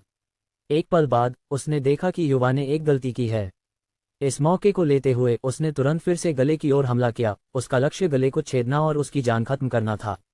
जैसे ही छुरी युवा की गर्दन की ओर बढ़ी, उसके आंदोलन अचानक तेज हो गए, पहले की तरह लड़खड़ाते हुए, कोई संकेत नहीं दिखाते हुए। उसने छुरी पकड़े हुए हाथ को मोड़ते हुए उसे साइड में कर दिया, जिससे वह उस हमले से बच गया। इसके तुरंत बाद उसने अपने हाथों में पूरी ताकत लगाते हुए वाइपर को अपनी ओर खींचा। इससे पहले कि वाइपर प्रतिक्रिया कर पाता, उसे छाती पर घुटना लगा। स्वाभाविक रूप से उसने अपना हाथ पीछे खींचने की कोशिश की, लेकिन उस क्षण में युवा ने उसकी हाथ से छुरी छीन ली। जैसे ही वाइपर पीछे की ओर लड़खड़ाया, युवा अचानक आगे कूद गया और छुरी को वाइपर के बाएं छाती में घुसा दिया, सीधे उसके दिल को छेदते हुए। वाइपर की आंखें अविश्वास में चौड़ी हो गईं जब उसने देखा कि छुरी उसके शरीर में धंसी हुई है। उसे विश्वास नहीं हो रहा था कि वह यहां मरने वाला है। इसके अलावा यह उसकी अपनी हथियार थी जिसने उसे मारा। इस क्षण में उसने बस यही चाहा कि उसने पहले उस व्यक्ति की जांच की होती जिसे उसे मारना था। उसने सोचा था कि यह कुछ सरल होगा। आखिरकार वह मर गया। अगर वह कर सकता तो वह निश्चित रूप से केला के पास जाता और उसे अपने हाथों से मारता। आखिरकार वही थी जो उसकी मौत का कारण बनी। अगर उसने उसे सही जानकारी दी होती तो वह क्यों बेवजह हमला करता। वह तो एक बंदूक का इस्तेमाल करके चीज को जितनी जल्दी हो सके खत्म कर देता। जैसे ही उसके विचार कहीं और भटकने लगे, उसकी धड़कन धीमी होने लगी। इससे पहले कि वह कुछ कर पाता, युवा ने उसके दिल में धंसी हुई छुरी को मजबूती से खींच लिया। जिस चीज ने उसे इस पल तक जीवित रखा था, वाइपर ने महसूस किया कि उसकी दृष्टि धुंधली हो रही है और उसकी चेतना अंधेरे में डूबने लगी। वह गहरी और शाश्वत नींद में चला गया। बस ऐसे ही उसकी जिंदगी खत्म हो गई और उसका शरीर जमीन पर गिर गया। छाती पर घाव से खून बहता रहा। युवा की अभिव्यक्ति में कोई बदलाव नहीं आया, भले ही उसने उस व्यक्ति को मार डाला हो। इसके बजाय उसने एक पल के लिए अपनी हाथ में छुरी को देखा और फिर वाइपर के कपड़ों का उपयोग करके उस पर लगे खून को पोंछाड़ने लगा। इसके तुरंत बाद उसने हत्या में शामिल होने के सबूतों को छिपाने के लिए कुछ भी छिपाना शुरू कर दिया। हालांकि यह आत्मरक्षा थी, लेकिन कोई भी यह नहीं देख पाया कि पहले उसने उस पर हमला किया था। इसलिए अगर सबूत मिले कि वह यहां हत्या करने वाला था, तो निश्चित रूप से उसके लिए चीजें कठिन हो जाएंगी। दांत पीसते हुए उसने अपने कटे हुए घावों से आई पीड़ा को सहन किया। उसने अपना फोन निकाला, जो भाग्यवश लड़ाई के दौरान नहीं टूटा था, और एक कॉल की। एडवेंचर रिक्रिएशन रिजॉर्ट पर कुछ सफाई करने के लिए किसी को भेजो, जंगल के पश्चिमी हिस्से में। इसके तुरंत बाद उसने फोन रख दिया और वाइपर की जेबें खंगालने लगा। उसे वाइपर का फोन मिला और उसने इसे अपने साथ ले जाने का फैसला किया। उसे यह जानना था कि इस घटना के पीछे कौन था। पूजा जंगल की ओर चल रही थी ताकि थोड़ी ताजगी ले सके। वह दूसरों के साथ खेलकर थक गई थी और यहां आकर आराम करने का फैसला किया, जबकि जंगल की ठंडी और ताज़ी हवा का आनंद ले रही थी। जिस क्षेत्र में वह आई थी वह साफ सुथरा था और वहां कई बेंच थी जहां लोग बैठ सकते थे। लेकिन वर्तमान में अधिकांश लोग या तो स्विमिंग पूल में थे या अन्य गतिविधियों में लगे हुए थे जो उन्हें रुचिकर लगती थीं। उसने स्ट्रॉ का उपयोग करके आम के रस का एक घूंट लिया। धीरे धीरे वह पीछे की ओर झुक गई और आराम करने लगी। वह इस तरह लगभग 5 मिनट तक रही, जब उसे अपने रास्ते में कदमों की आवाज सुनाई दी। उसने स्वाभाविक रूप से पीछे मुड़कर देखा। जो उसने देखा उसे देखकर वह चिल्ला उठी। एक व्यक्ति था जिसका पूरा शरीर खून से सना हुआ था। वह लड़खड़ाते हुए आगे बढ़ रहा था और ऐसा लग रहा था कि वह किसी भी क्षण गिर सकता है। शुरुआत में पूजा को इस तरह के खून से सने दृश्य को देखकर डर लगा, लेकिन जब उसने देखा कि वह व्यक्ति कौन है तो वह और भी अधिक भयभीत हो गई। विवान, तुम्हें क्या हुआ? पूजा तुरंत उसकी ओर दौड़ी और उसे गिरने से पहले पकड़ लिया। उसे पता था कि उसने बहुत सारा खून खो दिया है, इसलिए यह सामान्य था कि वह बेहोश होने वाला था। इस क्षण में पूजा का मन अव्यवस्थित था। वह विश्वास नहीं कर पा रही थी कि यहाँ क्या हुआ। समय बर्बाद किए बिना उसने चिल्लाया, यहाँ मदद करो, कोई घायल है, तुरंत एम्बुलेंस बुलाओ। हालांकि यह सच था कि जहां वह पहले बैठी थी वहां लोग नहीं थे। इसका मतलब यह नहीं था कि वहां कोई लोग नहीं थे जो उसकी चिल्लाहट सुन सकें। तो जिन्होंने उसकी आवाज सुनी वे तुरंत उसकी दिशा में दौड़ पड़े। केवल 1 मिनट में 7 से अधिक लोग दृश्य पर पहुंच गए, और जब उन्होंने खून से सने युवा को देखा तो उनमें से अधिकांश के सिर में झुनझुनी सी होने लगी। कुछ ने तो उल्टी कर दी क्योंकि वे इस तरह के खून से भरे दृश्य के आदी नहीं थे। दूसरी ओर कुछ पुरुष आगे बढ़े ताकि प्राथमिक चिकित्सा में मदद कर सकें, ताकि युवा और अधिक खून न खो सके। अन्य लोगों ने तुरंत रिजॉर्ट प्रबंधन को सूचित किया कि कोई घायल है। कुछ मिनटों बाद रिजॉर्ट का आपातकालीन विभाग आया और युवा को प्राथमिक चिकित्सा देने लगा। हालांकि वे ये जानने के लिए उत्सुक थे कि वह इस तरह से क्यों घायल हुआ, उन्होंने नहीं पूछा क्योंकि अगर वे पूछते भी तो युवा इस समय बेहोश था और जवाब नहीं दे सकता था। पूजा ने इस बारे में दीपिका और सान्या को सूचित करना भी भूल गई। केवल तब जब युवा को एम्बुलेंस में रखा गया ताकि उसे अस्पताल ले जाया जा सके उसने इसे याद किया। तुम उसे किस अस्पताल में ले जा रहे हो? उसने तुरंत एम्बुलेंस के साथ आए एक नर्स से पूछा। ये स्टार अस्पताल है, नर्स ने जवाब दिया जब वह जल्दी से एम्बुलेंस में चढ़ गई जहां युवा था। पूजा भी उसके पीछे गई और जैसे ही एम्बुलेंस चलने लगी उसने अपनी 2 बहनों को कॉल किया। इस समय सान्या का चेहरा अंधेरा था क्योंकि वह हर्ष का सामना कर रही थी जो उसके सामने खड़ा था। उसकी भौहों पर नसें उभर आई थीं क्योंकि वह वास्तव में इस समय गुस्से में थी। तुम्हें क्या लगता है सान्या, क्या तुम मेरी गर्लफ्रेंड बन सकती हो? हर्ष ने मुस्कुराते हुए पूछा। यह उसकी योजनाओं में से एक थी। उसने तय किया था कि वह सान्या को पाने की कोशिश करेगा इससे पहले कि वह किसी और के लिए गिर जाए, ठीक उसी तरह जैसे दीपिका को विवान ने लिया था। हालांकि वह अब सान्या पर दौरे डाल रहा था, इसका मतलब यह नहीं था कि वह दीपिका का पीछा करना बंद कर देगा। उसे लगता था कि सभी सुंदरियां उसकी हैं। चूंकि दीपिका के साथ अभी कुछ समस्या थी, वह उस पर ध्यान देने के बजाय सान्या पर ध्यान केंद्रित कर सकता था। एक बार जब वह उसे पूरी तरह से अपना बना लेगा तो वह फिर से दीपिका के पीछे जाएगा। सान्या ने गहरी सांस ली और जवाब दिया, हर्ष तुम बेहतर जान लो कि हम एक दूसरे के लिए नहीं बने हैं। मुझे तुमसे कोई पसंद नहीं है, इसलिए ये काम नहीं करेगा। और क्या तुम पहले दीपिका का पीछा नहीं कर रहे थे? क्या तुमने ये सुनकर अपना लक्ष्य बदल लिया कि वह सगाई कर चुकी है? सान्या इस तरह के घटिया व्यक्ति से नाराज थी। आखिरकार उसने केवल इसलिए अपना लक्ष्य बदला क्योंकि कुछ हुआ, या तो उसने किसी और को बेहतर दिखते हुए पाया या उसे पता चला कि वह उस महिला का पीछा नहीं कर सकता उसके बैकग्राउंड के कारण। उसे हर्ष से बिल्कुल भी पसंद नहीं था। वास्तव में वह उससे घृणा करती थी क्योंकि वह एक घटिया व्यक्ति था। वह हमेशा अपने परिवार के प्रभाव का उपयोग करके लड़कियों को अपने बिस्तर में लाने की कोशिश करता था, और अब वह उसे डेट पर ले जाने के लिए कह रहा था। उसने ये स्वीकार करने का कोई तरीका नहीं देखा। इसके अलावा वह अब विवान से प्यार कर चुकी थी और किसी और को स्वीकार करने का कोई तरीका नहीं था। बिल्कुल नहीं, मैं मजाक नहीं कर रहा जब मैं कहता हूं कि मैं तुमसे प्यार करता हूं। पिछले 1 महीने और आधे से मैं दीपिका का पीछा कर रहा था। इस महीने और आधे में मैंने महसूस किया कि मैं तुमसे प्यार कर बैठा हूं। इसका दीपिका के सगाई करने से कोई लेना देना नहीं है। हर्ष ने अपनी सबसे अच्छी मुस्कान देते हुए जवाब दिया। चाहे तुम मुझसे प्यार करते हो, मैंने कहा है कि मुझे तुमसे प्यार नहीं है। तो कृपया मुझे, सान्या ने जो कहना चाहा उससे पहले ही उसका फोन बज उठा। उसने इसे निकाला और देखा कि यह पूजा का कॉल था। ये सोचते हुए कि वह क्यों कॉल कर रही है, उसने कॉल उठाया। हेलो, क्या हुआ पूजा? सान्या ने पूछा। स्टार अस्पताल जल्दी आओ, अभी आओ, एक आपात स्थिति है। पूजा की चिंतित आवाज सान्या तक पहुंची। क्या हुआ पूजा? सान्या ने पूजा की चिंतित आवाज सुनकर डर गई। ये दुर्लभ था कि वह इतनी चिंतित हो। विवान घायल हो गया है और उसे अस्पताल ले जाया जा रहा है। तुम जल्दी आओ, पूजा ने जवाब दिया। सान्या के दिल की धड़कन एक पल के लिए रुक गई जब उसने ये शब्द सुने। उसकी आंखें अविश्वास में चौड़ी हो गईं और फोन उसके हाथ से गिर गया। हर्ष ये सोच रहा था कि अचानक क्या हुआ जब उसने देखा कि सान्या तेजी से भाग रही है। वह उसे रोकना चाहता था लेकिन उसने खुद को रोका, ये देखते हुए कि शायद कुछ हुआ है। फिर भी उसकी अभिव्यक्ति गहरी हो गई जब उसने उसे जाते देखा। उसने दांत पीसते हुए सोचा, मैं तुम्हें जरूर अपना बनाऊंगा। और इस तरह वह उसके पीछे गया, ये जानने के लिए कि क्या हो रहा है। सान्या बिना ये परवाह किए आगे बढ़ रही थी कि दूसरे उसके बारे में क्या सोचते हैं। उसके मन में अराजकता थी और अचानक वह किसी से टकरा गई। वह भी जाने ही वाली थी जब उसे रोका गया। उसके कमर पर पकड़ इतनी मजबूत थी कि वह नहीं जा सकी।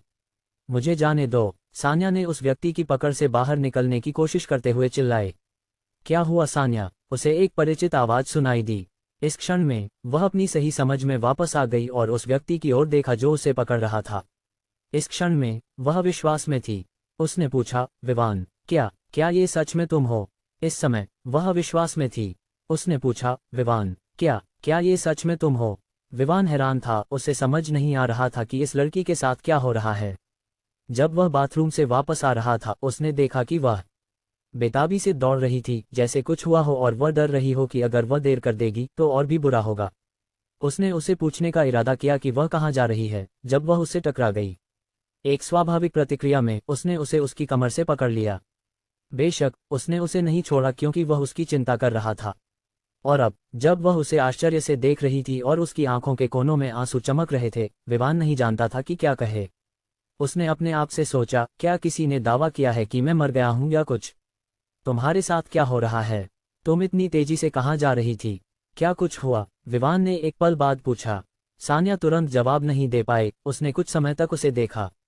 फिर उसने अपना सिर उसके सीने में छिपा लिया, उसे कसकर गले लगाते हुए, जिससे विवान फिर से हैरान रह गया। चूंकि वह उत्तेजित लग रही थी, विवान ने तय किया कि वह पहले उसे शांत होने का इंतजार करेगा, फिर पूछेगा कि क्या हो रहा है।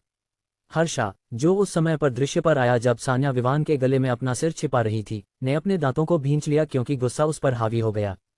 उसे विश्वास नहीं हो रहा था कि सभी लड़कियां, जिनका वह पीछा कर रहा था, अब उसी व्यक्ति के साथ हैं।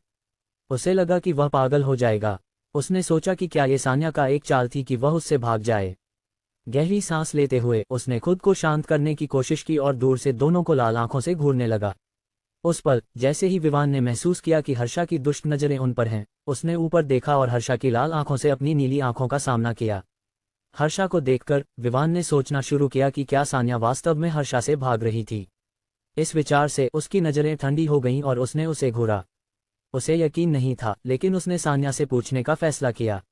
अगर यह सच था कि हर्षा वास्तव में सान्या पर कुछ बुरा करने की कोशिश कर रहा था, तो उसे निश्चित रूप से इसकी कीमत चुकानी पड़ेगी। हर्षा को दूर जाते हुए देखकर विवान ने अपना गुस्सा छिपाया और सान्या के बालों को सहलाने लगा। कुछ मिनटों बाद वह शांत हो गई। तभी उसे याद आया कि वे कहाँ हैं। चारों ओर देखते हुए उसने देखा कि सच में कुछ लोग उन्हें देख रहे थे। हालांकि वहां कई लोग अपने अपने साथी के साथ थे, लेकिन वे दोनों बहुत ध्यान आकर्षित कर रहे थे। न केवल वे सुंदर थे, बल्कि जिस तरह से सान्या दौड़ रही थी जैसे वह किसी से भाग रही हो, उसने निश्चित रूप से लोगों की जिज्ञासा को बढ़ा दिया था। विवान से अलग होते हुए सान्या ने गहरी सांस ली और फिर से विवान को देखा, ये सुनिश्चित करने के लिए कि वह असली है। क्या तुम मुझे बता सकते हो कि तुम इतनी तेजी से क्यों दौड़ रहे थे और तुम मुझे ऐसे क्यों देख रहे हो? विवान ने फिर से पूछा जब उसने देखा कि सान्या उसके शरीर के चारों ओर देख रही है, जैसे वह कुछ खोज रही हो। सान्या तब अपनी समझ में आई। उसने जवाब दिया, पूजा ने अभी फोन किया और कहा कि तुम घायल हो। उसने कहा कि तुम एक एम्बुलेंस में हो और तुम्हें स्टार अस्पताल ले जाया जा रहा है। विवान चुप रह गया। तुम मजाक कर रही हो, है ना? उसे पूछना पड़ा, ये सुनिश्चित करने के लिए कि उसकी सुनने की क्षमता सही है। मैं मजाक नहीं कर रही। मैं इस समय अस्पताल के लिए टैक्सी लेने के लिए दौड़ रही थी। अगर मैं तुमसे टकरा नहीं गई होती तो मैं अब एक टैक्सी में होती, सान्या ने गंभीरता से कहा। लेकिन साथ ही वह इस बात से भी भ्रमित थी कि पूजा ने कहा कि विवान घायल है। जिस विवान के सामने वह खड़ी थी उसमें एक भी चोट नहीं थी। जो सफेद शर्ट वह पहने हुए था वह अभी भी वैसी ही थी। दूसरे शब्दों में, अगर वह घायल होता तो ये शर्ट निश्चित रूप से अब लाल होती। विवान ने फिर से उसे देखा। ये देखकर कि वह मजाक नहीं कर रही थी, उसने सोचा कि कुछ तो गड़बड़ है। उसे विश्वास था कि पूजा ऐसा मजाक नहीं करेगी। चलो स्टार अस्पताल चलते हैं और देखते हैं कि क्या हो रहा है, विवान ने सुझाव दिया। ठीक है, सान्या ने जवाब दिया। वह भी इस बात को लेकर जिज्ञासु थी कि पूजा ने विवान के घायल होने की बात क्यों कही जब वह उसके सामने खड़ा था और वह स्वस्थ था। दोनों ने टैक्सी ली और स्टार अस्पताल की ओर बढ़े। ये वोलेंट शहर का सबसे बड़ा अस्पताल था। चूंकि उनके पास वोलेंट शहर में कोई कार नहीं थी, इसलिए उन्हें टैक्सी लेनी पड़ी। अन्यथा विवान अपनी ड्राइविंग कौशल के साथ निश्चित रूप से तेजी से पहुंचने के लिए गाड़ी चला देता। हालांकि हर्षा के शामिल होने का संदेह कम हो गया था, उसने उसे पूरी तरह से खत्म नहीं किया। शायद यह उसकी योजना थी। उसने पूजा को बताया कि वह घायल है। फिर वह सान्या को स्टार अस्पताल ले जाने के लिए मजबूर कर देगी। यही कारण था कि उसने स्टार अस्पताल जाने का फैसला किया। वह जानना चाहता था कि क्या योजना चल रही है। लगभग 30 मिनट बाद वे स्टार अस्पताल पहुंचे। विवान ने सान्या से पूजा को कॉल करने के लिए कहा, केवल ये जानने के लिए कि उसका फोन पूजा के फोन से कॉल आने के बाद छोड़ दिया गया था। लेकिन चूंकि वह पूजा का नंबर जानती थी, विवान ने उसे अपना फोन दिया और उसने कॉल की। तुरंत बाद पूजा ने उसे बताया कि वह पुरुष वार्ड 67 में है। दोनों तुरंत वहां गए। रिसेप्शन से प्रवेश की अनुमति मिलने के बाद वे चौथे मंजिल के लिए लिफ्ट में गए। विवान ने फिर सान्या से कहा कि वह पहले जाए, फिर वह उसके पीछे आएगा। सान्या को नहीं पता था कि विवान ऐसा क्यों चाहता है, लेकिन फिर भी उसने कोई सवाल नहीं पूछा और उसके अनुसार आगे बढ़ी। पूजा चिंतित हो रही थी। वह गलियारे में चक्कर लगा रही थी। वह अकेली नहीं थी, बल्कि एक निराश दीपिका भी उसके साथ थी। दोनों लड़कियां बहुत चिंतित थीं और उनकी आंखें पूरी तरह से लाल थीं, यह नहीं जानते हुए कि उस समय क्या करना है। जब उन्होंने तेज कदमों की आवाज सुनी तो उन्होंने ऊपर देखा और देखा कि सान्या वहां पहुंच गई है। सान्या, पूजा तेजी से आगे बढ़ी और सान्या को खींच लिया। फिर उसने उसे प्रतीक्षा बेंच पर बिठा दिया। क्या हो रहा है पूजा, क्या हो रहा है? सान्या ने पूछा। हालांकि वह जानती थी कि विवान ठीक है, फिर भी वह जानना चाहती थी कि क्या हो रहा है। इसके अलावा पूजा के कपड़ों पर खून ने भी उसे यह सोचने पर मजबूर कर दिया कि आखिर मामला क्या है। अगर यह सच था कि पूजा उससे मजाक कर रही थी, तो उसे अस्पताल के वार्ड में आने की कोई जरूरत नहीं थी। इसके अलावा पूजा के कपड़ों पर खून भी असली था। मैं जंगल के किनारे पर थी। मैं आराम कर रही थी जब मैंने अचानक देखा कि विवान जंगल से बाहर आ रहा है। वह घायल था और बहुत सारा खून बहा रहा था। पूजा ने समझाना शुरू किया। मुझे नहीं पता कि उसके साथ क्या हुआ। उस समय वह बहुत सारा खून खो चुका था। उसके शरीर पर जो घाव थे वे निश्चित रूप से किसी धारदार चीज से हुए थे। वह उस समय बेहोश हो गया था। इसलिए मैंने आपातकालीन विभाग को बुलाया, जिसने फिर एम्बुलेंस के लिए कॉल किया। उसके बाद मैंने तुम दोनों को फोन किया क्योंकि तुम उसके सबसे करीब थे। पूजा ने खत्म किया। सान्या को नहीं पता था कि उसे क्या और कैसे जवाब देना चाहिए। अगर यह सच था कि विवान घायल था, तो वह उसके साथ क्यों थी? इसके अलावा वह भी यहाँ था। क्या ये संभव है कि पूजा ने किसी और को देखा और उसे विवान समझ लिया?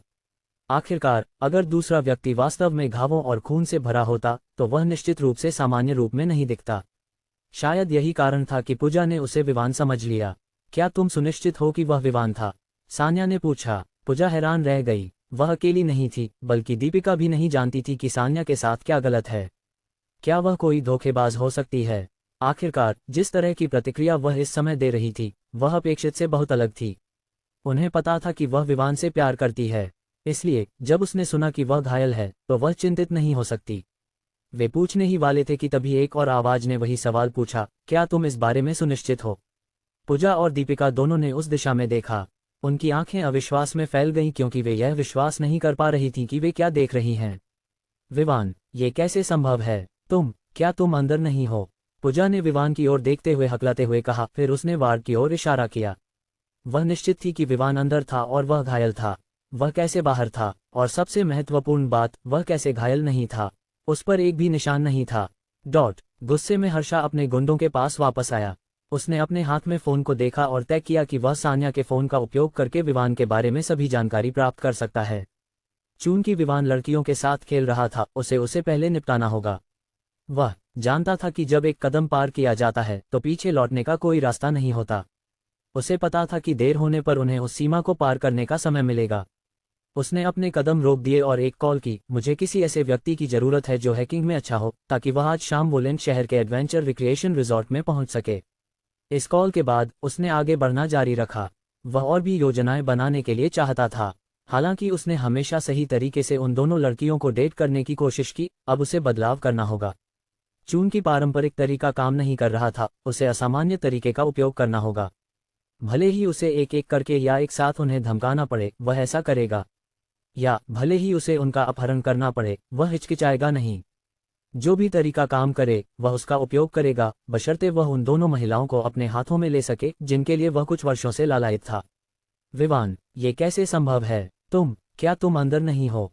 पूजा हकलाते हुए बोली, जब उसने विवान की ओर देखा और वार्ड की ओर इशारा किया।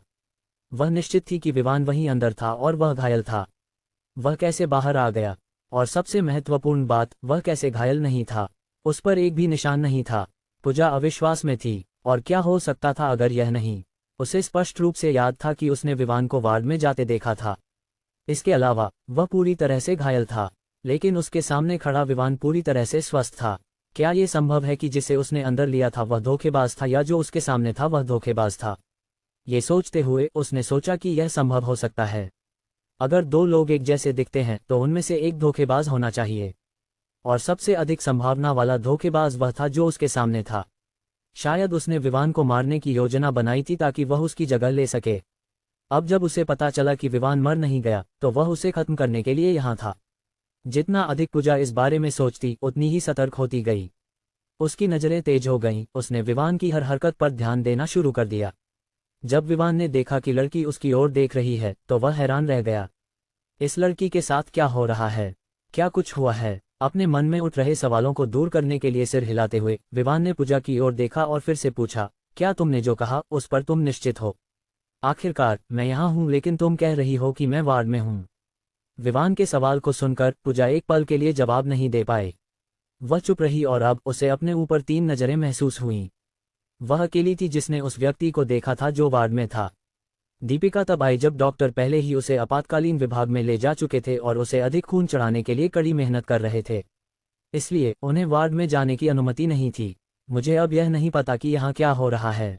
मुझे यकीन है कि जिसे मैंने अंदर लिया वह विवान था, लेकिन साथ ही मैं देख सकती हूँ कि विवान मेरे सामने है। मैं पूरी तरह से भ्रमित हूँ। पूजा ने सिर हिलाते हुए बेंच पर बैठ गई। विवान, क्या तुम्हारा एक जुड़वा भाई है?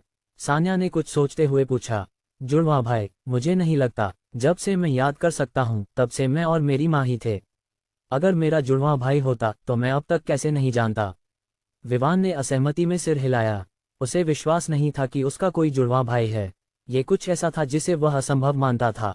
अगर यह सच होता तो वह उसके साथ बड़ा हुआ होता। जुड़वा बच्चों के जन्म के समय अलग होने के मामले में वह इस विचार को कभी नहीं सोचता। जब वह पैदा हुआ था उसकी माँ पहले से ही रॉय परिवार में थी, इसलिए उसने नहीं सोचा कि क्रिस्टल सिटी में किसी नर्स या डॉक्टर के पास रॉय परिवार के किसी सदस्य पर कोई चाल चलने का इरादा होगा। इसके अलावा उसे विश्वास नहीं था कि रॉय परिवार उसके साथ ऐसा कोई खेल खेलेगा। अगर ऐसा होता तो वे बस उसके जुड़वा भाई को दीपिका से शादी करने के लिए कह देते, क्योंकि वह विवान उनके साथ सहमत नहीं था। विवान के जवाब को सुनकर न केवल सान्या बल्कि दीपिका भी चौंकी। विवान ने बस इतना कहा कि वह अपने बड़े होने के दौरान केवल अपनी माँ के साथ था। उसने पिता का उल्लेख नहीं किया। क्या इसका मतलब था कि उसके पिता ने कभी उसका ध्यान नहीं रखा? उन्हें यकीन नहीं था, लेकिन फिर भी वे उसके लिए दुखी थीं। केवल एक ही माता पिता के प्यार के साथ बड़े होना, इससे क्या हो सकता है, इसकी कल्पना की जा सकती है। इसी पल उन्हें समझ में आया कि विवान ने क्यों कहा कि वह अब रॉय परिवार का हिस्सा नहीं है। ये पता चला कि रॉय परिवार ने कभी भी उसके साथ उचित व्यवहार नहीं किया। जोनाथन का दृष्टिकोण। मुझे नहीं पता कि इस समय क्या हो रहा है। पहले किसी ने मुझे विवान कहा। उसने कहा कि वह विवान को मारने आया है, लेकिन मैं विवान नहीं हूँ, मैं जोनाथन हूँ। जब मैंने उस हत्यारे की तस्वीर फोन पर देखी जिसे भेजा गया था तो मैंने सोचा कि यह सिर्फ फोटोशॉप का मामला है। उस समय मेरी ताकत कम थी, इसलिए मैं लड़ाई में शामिल नहीं होना चाहता था, लेकिन ऐसा लगता है कि वह व्यक्ति मुझे मारने के लिए गंभीर था। इसलिए हालांकि मेरे लिए यह मुश्किल था, मैंने उसे मारने में सफल रहा। मेरे बैकग्राउंड के कारण ये पहली बार नहीं था जब कई हत्यारे मुझे खत्म करने के लिए भेजे गए थे। अंत में उनमें से कोई भी वापस नहीं गया, इसलिए खून का दृश्य और किसी को मारना मुझे बिल्कुल भी चौंकाता नहीं था। मैं इस सब का आदी था जब मैं 16 साल का था। मारने के बाद मैंने अपने अधीनस्थों को सूचित किया कि वे इसे साफ करें और मैं दृश्य को छोड़ने का फैसला किया। मैंने सोचा कि मुझे जो चोटें आई थीं वे मुझे ज़्यादा समस्या नहीं देंगी। अंत में मैंने अपने आप को अधिक आंका। जैसे ही मैं जंगल के अंत की ओर बढ़ा, मुझे अपनी चेतना धुंधली होती हुई महसूस हुई और मुझे तुरंत पता चला कि मैं बेहोश होने वाला हूँ। और अगर ऐसा हुआ तो जब तक मुझे तुरंत प्राथमिक चिकित्सा नहीं मिली, मैं बहुत खून बहाने के कारण मर जाऊंगा। अगर मेरे अधीनस्थ मुझे खोज लेते तो बेहतर होता, लेकिन अंत में चीज़ों के तरीके के कारण मैं वापस नहीं जा सकता था क्योंकि मैं दृश्य से बहुत दूर चला गया था। उस समय मेरे पास केवल एक विकल्प था, आगे बढ़ना। इसलिए मैंने अपनी गति बढ़ाई और जंगल के किनारे पर पहुंच गया। फिर मैंने महसूस किया कि मैं और अधिक नहीं टिक सकता, लेकिन उस समय मैंने किसी को मुझे पुकारते हुए सुना। विवान, तुम्हें क्या हुआ? यह एक महिला थी जिसने चिल्लाते हुए पूछा। जैसे ही मैं गिरने वाला था उसने मुझे समय पर पकड़ लिया, लेकिन फिर से मुझे विवान समझा गया। पहले यह एक संयोग हो सकता था या कोई मेरे खिलाफ साजिश कर रहा था, लेकिन दूसरी बार यह न केवल ये था कि उस व्यक्ति ने कोई दुष्ट इरादा नहीं दिखाया, बल्कि उसने मेरी चिंता भी की। उस समय मैंने सोचा कि शायद कोई विवान नाम का व्यक्ति था। वह कारण था कि मुझे हमला किया गया, लेकिन वह भी कारण था कि मुझे बचाया गया। फिर भी मेरे मन में एक सवाल था, यह क्या हो रहा था कि मुझे विवान समझा जा रहा था। फिर सब कुछ काला हो गया जब मैंने अपनी चेतना खो दी। अब मैं महसूस कर सकता हूँ कि जो दर्द मैं महसूस कर रहा था वह काफ़ी कम हो गया है। मुझे महसूस हो रहा है कि मेरी चेतना वापस आ रही है। अब मैं चीज़ें महसूस कर सकता हूँ। मेरे लिए ऐसा लग रहा था जैसे मैं थोड़े समय के लिए सो गया था, लेकिन मुझे पता है कि मैं अपनी चेतना खोने के बाद से शायद 1 घंटा हो गया है। और यह महसूस करते हुए कि मेरे हाथों और अन्य घायल हिस्सों पर कुछ लिपटा हुआ है, मैं पहले से ही बता सकता हूँ कि मैं अस्पताल में हूँ। आखिरकार हवा में दवा की गंध ही पर्याप्त सबूत है। मैं राहत की सांस लेता हूँ। फिर मैं अपनी आंखें खोलने की कोशिश करता हूँ, और जब मैं सफ़ेद छत को देखता हूँ तो मुझे गहरी सांस लेनी पड़ती है क्योंकि मैं सोचता हूँ कि मैं यहाँ कैसे आया। घर पर कुछ हुआ, मुझे पहले की तरह ही हमला किया गया, लेकिन उस समय का हमलावर पिछले लोगों की तुलना में कहीं अधिक मजबूत था। इसके अलावा इस व्यक्ति के पास कुछ प्रकार का जहर था जिससे जब उसने मुझ पर इस्तेमाल किया तो मेरी ताकत गिर गई। अगर मेरे सबसे विश्वसनीय अधीनस्थ समय पर नहीं आते तो उस समय मैं मारा जा सकता था। खतरे से बचने के लिए मैंने 1 साल तक घर से दूर रहने का फैसला किया ताकि मैं ठीक हो सकूं। हालांकि मुझे यकीन नहीं था कि मैं कब ठीक होऊंगा, कम से कम मुझे लगा कि मुझे उस दवा या जहर को अपने शरीर से निकालने के लिए कम से कम 1 साल की आवश्यकता होगी। जहां तक एंटीडोट्स की बात है, मैंने उन्हें खोजने की कोशिश की लेकिन मैं कभी भी कोई नहीं मिला। अंत में मुझे खुद को बचाने के लिए समय का उपयोग करना पड़ा। इस 1 साल के दौरान मैं पश्चिमी प्रांत में रहा, शहर से शहर घूमता रहा, ये सुनिश्चित करते हुए कि मैं एक ही शहर में 1 महीने से अधिक न रहूं। लेकिन केवल एक शहर था जहां मैं 1 महीने से अधिक समय तक रहा। उसका नाम क्रिस्टल सिटी था। बेशक मैंने वहां 2 लगातार महीने नहीं बिताए, लेकिन मैं हमेशा 1 महीने के लिए वहां रहता था और फिर 2 महीने के लिए चला जाता था। वहां के 1 महीने के दौरान मैंने एक लड़की को बचाया, और हालांकि मैंने घर पर कई लड़कियों से मुलाकात की थी, ये लड़की विशेष महसूस हुई। लेकिन मैंने उसके साथ शामिल न होने का फैसला किया ताकि वह खतरे में न पड़े। लेकिन फिर भी मैं हमेशा उस जगह पर वापस जाता रहा जहां मैंने उसे बचाया था। शायद यही कारण था कि मुझे क्रिस्टल सिटी दिलचस्प लगी। एक सवाल जिसका कोई जवाब नहीं था। Tap tap tap. मैं अचानक अपनी यादों से वास्तविकता में लौटता हूं जब मेरे बिस्तर के पास कदमों की आवाज़ सुनाई देती है। अपना सिर घुमाते हुए मैं देखता हूं कि यह एक आदमी है जो सफ़ेद कोट पहने हुए है। मैं मानता हूं कि यह वही डॉक्टर है जो मेरी देखभाल कर रहा है। मिस्टर विवान, आप कैसे हैं?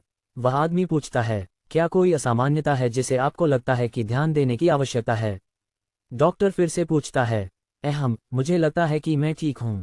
मैं जवाब देता हूं। दूसरे सवाल के लिए मुझे ये कहने की इच्छा होती है कि उसे नामकरण की समस्या का ध्यान रखना चाहिए। मैं जॉनाथन हूं, विवान नहीं। फिर भी मैं अपनी इच्छा को रोकने में सफल रहता हूं और चुप रहता हूं। मेरे जवाब सुनने के बाद डॉक्टर सिर हिलाता है और एक फाइल उठाता है जो मेरे बिस्तर के पास एक छोटे कैबिनेट पर रखी थी। कुछ लिखने के बाद वह मेरी ओर देखता है और कहता है, यहाँ कुछ लोग हैं, जिसमें वह भी शामिल है जिसने आपको यहाँ लाया। क्या आप उन्हें देखना चाहेंगे? मैं सोचता हूँ कि यह जानने में कोई हर्ज नहीं है कि क्या हो रहा है और यह विवान कौन था। मुझे कम से कम ये स्पष्ट करना होगा कि मैं विवान नहीं हूँ। इसलिए मैं अपने सिर को हिलाते हुए जवाब देता हूँ। ये देखकर डॉक्टर बिना कुछ कहे कमरे से बाहर चला जाता है। जब मैं देखता हूं कि कोई भी कम से कम 1 मिनट तक अंदर नहीं आने वाला है तो मैं वार्ड के चारों ओर देखने का फैसला करता हूं। कम से कम ये बुरा नहीं है। मैं सोचता हूं, जिस कमरे को मेरे वार्ड के रूप में इस्तेमाल किया गया था उसमें केवल मैं ही था, अन्य मरीजों के साथ साझा नहीं कर रहा था। और वर्तमान में मेरे शरीर में अभी भी खून चढ़ाया जा रहा है। अगर मैं अपनी चरम स्थिति में होता तो मुझे इसकी आवश्यकता नहीं होती क्योंकि मेरी पुनर्जनन क्षमता खून की कमी की भरपाई कर सकती थी, बशर्ते मैं पर्याप्त आराम करूं। इस समय मैं दरवाजा खुलते हुए सुनता हूं। फिर एक के बाद एक 4 लोग अंदर आते हैं। पहला वह लड़की थी जिसने मुझे बचाया था। वह अभी भी उसी कपड़ों में थी जिन पर खून के धब्बे थे। अगली व्यक्ति ने मुझे आश्चर्यचकित कर दिया। वह वास्तव में वही लड़की है जिसे मैंने उस समय बचाया था। तीसरे व्यक्ति के बारे में, वह भी एक सुंदर महिला थी। मैं उसे कुछ और सेकंड तक देखे बिना नहीं रह सका। अंतिम व्यक्ति। मैं तुरंत उठकर बिस्तर पर बैठ जाता हूं और उस युवा आदमी को घूरता हूं जो वार्ड में प्रवेश करता है। विवान और 3 लड़कियां दरवाजे के बाहर लगभग 1 घंटे तक इंतजार करते रहे जब तक एक डॉक्टर आया और वार्ड में गया। लगभग 5 मिनट बाद वह बाहर आया और पूजा की ओर देखा, जिसके कपड़ों पर अभी भी खून था। वह एक सवाल पूछने ही वाला था कि उसकी नज़र विवान पर गहराई से पड़ी। कुछ समय बाद उसने पूछा, क्या तुम्हारा जुड़वां भाई अंदर है? विवान एक बार फिर इस सवाल से हैरान रह गया। यह क्या बकवास है? क्या इसका मतलब है कि पूजा जो कह रही थी वह सच में सही है? क्या वास्तव में कोई और है जो उसके जैसा दिखता है और वार्ड में है? अब उसकी जिज्ञासा उस व्यक्ति के बारे में बढ़ गई। ये जानना जरूरी था कि दुनिया में किसी का अपने जैसा दिखना कितना मुश्किल है। हालांकि हमेशा किसी का हमशक्ल होता है, लेकिन अगर वह व्यक्ति उसके जैसा दिखता है, इस हद तक कि वे वास्तव में जुड़वां समझे जाएं, तो वह व्यक्ति वास्तव में सिर्फ एक हमशक्ल से कहीं अधिक होना चाहिए। फिर भी उसने जवाब दिया, बिल्कुल नहीं, मैं उसे नहीं जानता। विवान के जवाब को सुनकर डॉक्टर चौंक गया। फिर उसने सोचा कि शायद विवान उससे मजाक कर रहा है या फिर उसके भाई के साथ कोई विवाद है। लेकिन इस समय उसने विवान के गंभीर चेहरे को देखते हुए दूसरे विकल्प की ओर झुकाव किया। युवक, तुम दोनों भाई हो। भले ही तुम्हारे बीच कोई विवाद हो, तुम्हें इसे जल्द से जल्द सुलझाना चाहिए। वैसे भी मैं देख सकता हूं कि तुम अभी भी उसकी परवाह करते हो और इसलिए तुम यहां उसे देखने आए हो। डॉक्टर ने मुस्कुराते हुए कहा। विवान। वह एक शब्द भी कहने से पहले डॉक्टर ने फिर से कहा, तुम उसे देखने जा सकते हो। उसके बाद तुम एक नर्स से कह सकते हो कि वह तुम्हें मेरे कार्यालय में ले जाए, वहाँ कुछ सवाल हैं जो मुझे तुम लोगों से पूछने हैं, खासकर युवा महिला से। जब उसने ये अंतिम शब्द कहे तो उसकी नज़र पूजा पर पड़ी। अपनी बात कहने के तुरंत बाद डॉक्टर चला गया, विवान को एक शब्द कहने या सवाल पूछने का मौका दिए बिना। डॉक्टर के जाने के बाद पूजा सबसे पहले वार्ड की ओर दौड़ी। वह ये सुनिश्चित करना चाहती थी कि जो उसने देखा वह सच है। दीपिका उसके पीछे आए और सान्या और विवान क्रमशः अंत में अंदर गए। जब विवान वार्ड में गया तो वह जिज्ञासा से भरा हुआ था, लेकिन जैसे ही उसकी नज़र बिस्तर पर पड़े युवक पर पड़ी, उसकी हरकतें ठहर गईं। वह अकेला ऐसा प्रतिक्रिया देने वाला नहीं था, बल्कि दीपिका और सान्या भी रुक गईं, लंबे समय तक कोई हरकत नहीं की। दूसरी ओर पूजा ने बिस्तर पर पड़े युवक को देखा और फिर विवान की ओर देखा। ये सुनिश्चित करने के लिए कि वह भ्रमित नहीं हो रही है, उसने दोनों को कम से कम 10 बार देखा। इस बार दो नीली आंखें एक दूसरे से मिली और एक दूसरे पर टिकी रहीं। बिस्तर पर पड़ा युवक तुरंत उठ बैठा और विवान की ओर देखा। दूसरी ओर विवान ने भी उसकी ओर देखा। दोनों की आंखों में भ्रम स्पष्ट था, क्योंकि कोई भी यह नहीं समझ पा रहा था कि वह व्यक्ति खुद के जैसा क्यों और कैसे दिखता है। विवान अब इस व्यक्ति के प्रति पूरी तरह से संदेह में था और उसके दिल में बढ़ती जिज्ञासा और भी बढ़ गई। उसने हमेशा अपने चांदी के बालों और नीली आंखों को एक अनोखी जोड़ी माना था। जब से वह याद कर सकता था, उसने अपनी मां के अलावा किसी और को चांदी के बालों वाला नहीं देखा था। जहां तक नीली आंखों की बात है, कई लोग थे जिनकी आंखें नीली थीं, लेकिन जो वह जानता था वे चांदी के बाल नहीं रखते थे। और यही कारण था कि उसने दोनों को जोड़ा ताकि उसकी आंखें विशेष बन सकें। लेकिन अब उसे चीजों का पुनर्मूल्यांकन करना पड़ा, क्योंकि बिस्तर पर युवक के पास बिल्कुल वही विशेषताएं थीं। उसके पास चांदी के बाल, नीली आंखें, वही कद काठी थी। चेहरे के बारे में वह ये साबित नहीं कर सकता था कि वे एक जैसे दिखते हैं, क्योंकि उसके चेहरे पर कई पट्टियां थीं। लेकिन फिर भी वह कुछ ऐसा देख सकता था, जैसे उसकी नाक की कड़ी जो बिल्कुल उसकी तरह दिखती थी। उसके शरीर का आकार दूसरे का सटीक प्रतिकृति था, लेकिन उनके बीच अभी भी एक अंतर था। विवान के पास एक ठंडी और उदासीन व्यक्ति का आभास था, निश्चित रूप से उन लोगों के लिए जिन्हें वह नहीं जानता था। दूसरी ओर युवक के पास एक प्रभुत्व का आभास था, जैसे वह किसी शीर्ष पर रहने के लिए अभ्यस्त था। तुम कौन हो? दोनों ने एक साथ पूछा, एक उंगली आगे की ओर इशारा करते हुए। उनके शब्दों ने तीनों लड़कियों को उनके हड़बड़ाहट से वापस लाया। दोनों ने जो सवाल पूछे उसे समझते हुए वे तुरंत बता सकती थीं कि दोनों एक दूसरे को नहीं जानते थे। वे अजनबी थे, लेकिन तीनों लड़कियों के लिए मजेदार बात यह थी कि वे देख सकती थीं कि दो लोग एक दूसरे के जैसे दिखते हैं, एक दूसरे की तरह आवाज करते हैं, एक मामूली अंतर के साथ एक दूसरे की ओर उंगली उठाते हुए, जैसे वे एक दूसरे पर आरोप लगा रहे हों। मैं विवान हूँ, विवान ने जवाब दिया। मैं जोनाथन हूँ, युवक ने एक साथ जवाब दिया। फिर कमरे में कुछ समय के लिए चुप्पी छा गई, कोई भी नहीं बोला। दूसरी ओर ऐसा लग रहा था जैसे तीनों लड़कियों को एक प्रकाश की किरण मिली हो। वे अंततः बता सकती थीं कि असली विवान कौन था। उन्हें यकीन था कि अगर दोनों को एक दूसरे के सामने रखा जाए और वे एक ही कपड़े पहने तो यह ऐसा होगा जैसे कोई अपने आईने में देख रहा हो। हालांकि चुप्पी ज्यादा देर तक नहीं रही। विवान ने पूछा, तुम यहाँ क्या कर रहे हो? दूसरी ओर जोनाथन ने जवाब दिया, तुम्हारा मतलब क्या है कि मैं यहाँ क्या कर रहा हूँ? ऐसा नहीं है कि मुझे घूमने से मना किया गया है ना?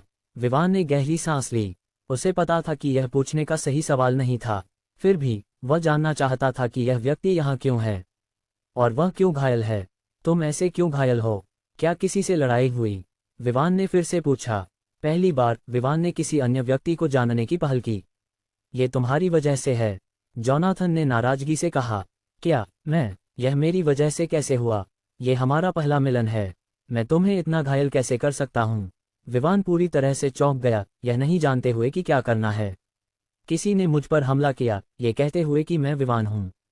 मैं विवान नहीं हूँ, मैं जोनाथन हूँ। बकवास। जोनाथन ने इस बात पर गुस्सा किया कि वह एक साधारण गलतफहमी के कारण इतनी बुरी स्थिति में कैसे पहुंच गया। यह मेरी गलती कैसे है? मैंने तुम्हें ऐसा दिखने के लिए नहीं कहा। विवान ने पलटकर कहा। वह कैसे आसानी से दोष स्वीकार कर सकता था? तुम वह हो जो मुझ जैसा दिखता है। मैं तुमसे बड़ा हूँ, तुम मुझसे बाद में पैदा हुए हो। जोनाथन ने विवान की ओर इशारा करते हुए कहा। तुम मुझसे बड़े कैसे हो? तुम मेरे बारे में कुछ नहीं जानते। नहीं, एक पल रुकिए, चूंकि मेरा मन इस तरह की बात सोचने के लिए अधिक परिपक्व है, मुझे विश्वास है कि मैं तुमसे बड़ा हूँ, इसलिए तुम मुझ जैसा दिखते हो। जब लड़कियां देख रही थीं कि दोनों युवक बच्चों की तरह कुछ बचकानी बातों पर बहस कर रहे हैं तो उन्हें हंसने की इच्छा हुई, लेकिन उन्होंने इसे रोक लिया। लेकिन अगले पल उन्हें गंभीर चेहरे बनाने के लिए मजबूर होना पड़ा, क्योंकि उन्होंने जो सुना था। जोनाथन को विवान समझा गया और उस पर हमला किया गया। क्या इसका मतलब यह नहीं था कि अगर जॉनाथन वहां नहीं होता तो अब विवान बिस्तर पर होता? इसके अलावा शायद वह और भी बुरी स्थिति में होता, क्योंकि कोई भी यह सुनिश्चित नहीं कर सकता था कि वह जॉनाथन से बेहतर प्रदर्शन कर सकता। जब उन्होंने इस बारे में सोचा तो वे डर गए। ये भी एक समय के बाद की बात थी कि विवान ने कुछ समझा। उसकी नज़रें ठंडी हो गईं और उसने पूछा, क्या तुमने अभी कहा कि किसी ने मुझे मारने की कोशिश की? जॉनाथन विवान के साथ बहस जारी नहीं रखना चाहता था, लेकिन वह हार मानने वाला नहीं था। इसलिए वह राहत महसूस कर रहा था कि विवान ने विषय बदल दिया और वह सहयोग करने के लिए अधिक खुश था। तुम क्या उम्मीद करते थे? देखो, मैं अब तुम्हारी वजह से घायल हूं, इसलिए तुम्हें मुझे मुआवजा देना होगा, जॉनाथन ने जवाब दिया। जो दर्द वह महसूस कर रहा था वह पहले ही काफी कम हो गया था। अब वह कम से कम अपने अंगों को थोड़ी थोड़ी गति में हिला सकता था, बशर्ते वह अधिक बल न लगाए। किसी ने मुझे मारने की कोशिश की। यह नया है। मुझे नहीं लगता कि मेरा कोई दुश्मन है जिसे मैंने इस हद तक नाराज किया हो कि वह मुझे मारना चाहे। लेकिन वह बकवास कौन है? जैसे ही विवान ने ये सवाल पूछे, उसके चारों ओर का माहौल ठंडा हो गया और हत्या की भावना हवा में फैल गई। लड़कियां डर गईं और विवान से कुछ कदम पीछे हटने के लिए मजबूर हो गईं। दूसरी ओर जॉनाथन ने विवान को आश्चर्यचकित नजरों से देखा। वह आभास, क्या ये हो सकता है? उसने अपने आप से सोचा, याद करते हुए कि उसके चारों ओर और लोग हैं। विवान शांत हो गया और जॉनाथन की ओर देखा और पूछा, क्या तुम्हारे पास उस व्यक्ति की पहचान साबित करने के लिए कुछ है? जॉनाथन अपने विचारों से बाहर आया। विवान के सवाल के जवाब में उसने अपने बिस्तर के पास के कैबिनेट की ओर इशारा किया और कहा, मुझे लगता है कि मेरी चीजें वहां हैं। अगर ऐसा है तो वहां एक 6 स्क्रीन वाला फोन होना चाहिए। विवान ने अपनी भौहें थोड़ी उठाईं। फिर वह आगे बढ़ा और कैबिनेट खोला। उसने पाया कि वहां 2 फोन और एक बटुआ था। उसने 6 स्क्रीन वाला फोन उठाया। उसने पावर बटन दबाया और स्क्रीन को सक्रिय किया। उसने इसे देखने की कोशिश की, लेकिन देखा कि उसे अभी भी इसे पासवर्ड से अनलॉक करना होगा। जॉनाथन की ओर देखते हुए उसने कहा, मुझे पासवर्ड नहीं पता। यह मेरी समस्या कैसे है? जॉनाथन ने अपने कंधे उचकाकर जवाब दिया। विवान असंतुष्ट था, लेकिन वह कुछ नहीं कर सकता था। ये पहले से ही अच्छा था कि उसे कुछ मिला जो उसे घटना के पीछे के व्यक्ति की ओर ले जा सकता था। उसने एक पल सोचा और तय किया कि वह डेनाली से इस चीज को हैक कराने के लिए कहेगा। इस विचार के साथ उसने फोन को अपनी पैंट की जेब में रख लिया। वैसे तुम्हारी माँ का नाम क्या है? जॉनाथन ने पूछा, यह नहीं जानते हुए कि वह ऐसा क्यों पूछ रहा है। विवान ने फिर भी जवाब दिया, एन। क्या कोई समस्या है? तुमने अभी क्या कहा? जॉनाथन अपने पैरों पर उठ खड़ा हुआ, पूरी तरह से अनदेखा करते हुए कि उसके हाथ में अभी भी एक सुई थी। वैसे तुम्हारी माँ का नाम क्या है? जॉनाथन ने पूछा, यह नहीं जानते हुए कि वह ऐसा क्यों पूछ रहा है। विवान ने फिर भी जवाब दिया, नीलिमा। क्या कोई समस्या है? तुमने अभी क्या कहा? जॉनाथन अपने पैरों पर उठ खड़ा हुआ, पूरी तरह से अनदेखा करते हुए कि उसके हाथ में अभी भी एक सुई थी। उसकी प्रतिक्रिया देखकर विवान ने उसे आश्चर्य से देखा और पूछा, क्या तुम मेरी माँ को जानते हो? यह उसके लिए एक बड़ा आश्चर्य था। अब तक उसकी माँ ने कभी भी अपनी उत्पत्ति के बारे में नहीं बताया था। अगर जॉनाथन के पास इस बारे में कुछ जानकारी थी तो वह वास्तव में किसी ऐसे व्यक्ति को पाकर खुश होता जो उसे इसके बारे में बता सके। वह अपनी माँ की उत्पत्ति के बारे में जिज्ञासु था। मैं उसे जानता हूँ, हालांकि मैंने उसे पहले कभी नहीं देखा। मैंने उसके फोटो घर पर देखे हैं। जॉनाथन ने उत्साह से जवाब दिया। तुम्हारा घर कहाँ है? विवान खुश और जिज्ञासु था कि उसकी माँ की फोटो जॉनाथन के घर में क्यों थी। असल में तुम और मैं चचेरे भाई हैं, जॉनाथन ने एक लंबी सांस लेते हुए कहा।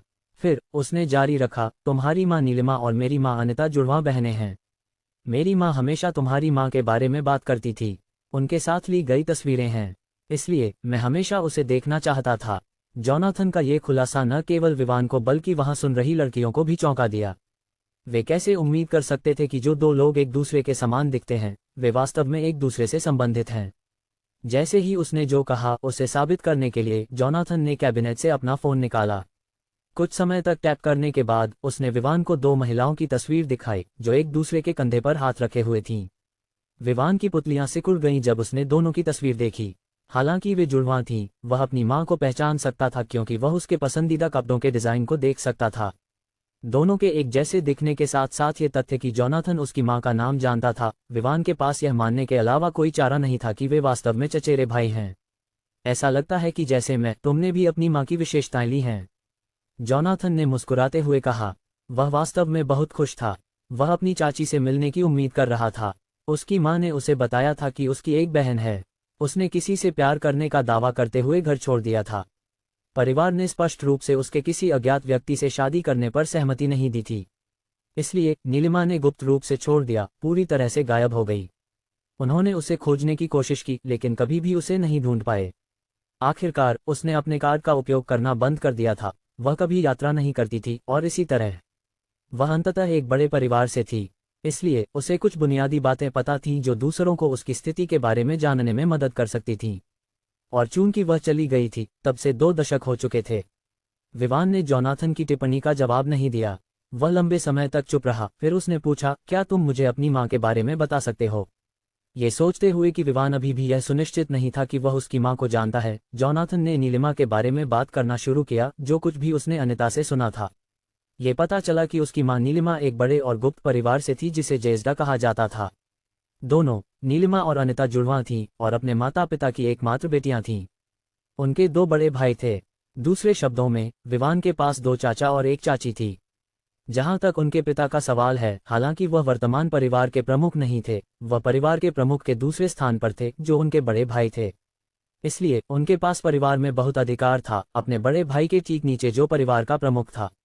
दोनों बहनों ने हमेशा एक दूसरे के साथ अच्छा व्यवहार किया। बड़े परिवार में ये स्पष्ट था कि कई जलन रखने वाले लोग थे जिनकी अपनी स्वार्थी इच्छाएं थीं। इसलिए वे अपनी साजिशें बनाते थे। हालांकि इनमें से कोई भी साजिश दुष्ट नहीं थी, लेकिन वे पीड़ित के लिए कुछ अच्छा नहीं था।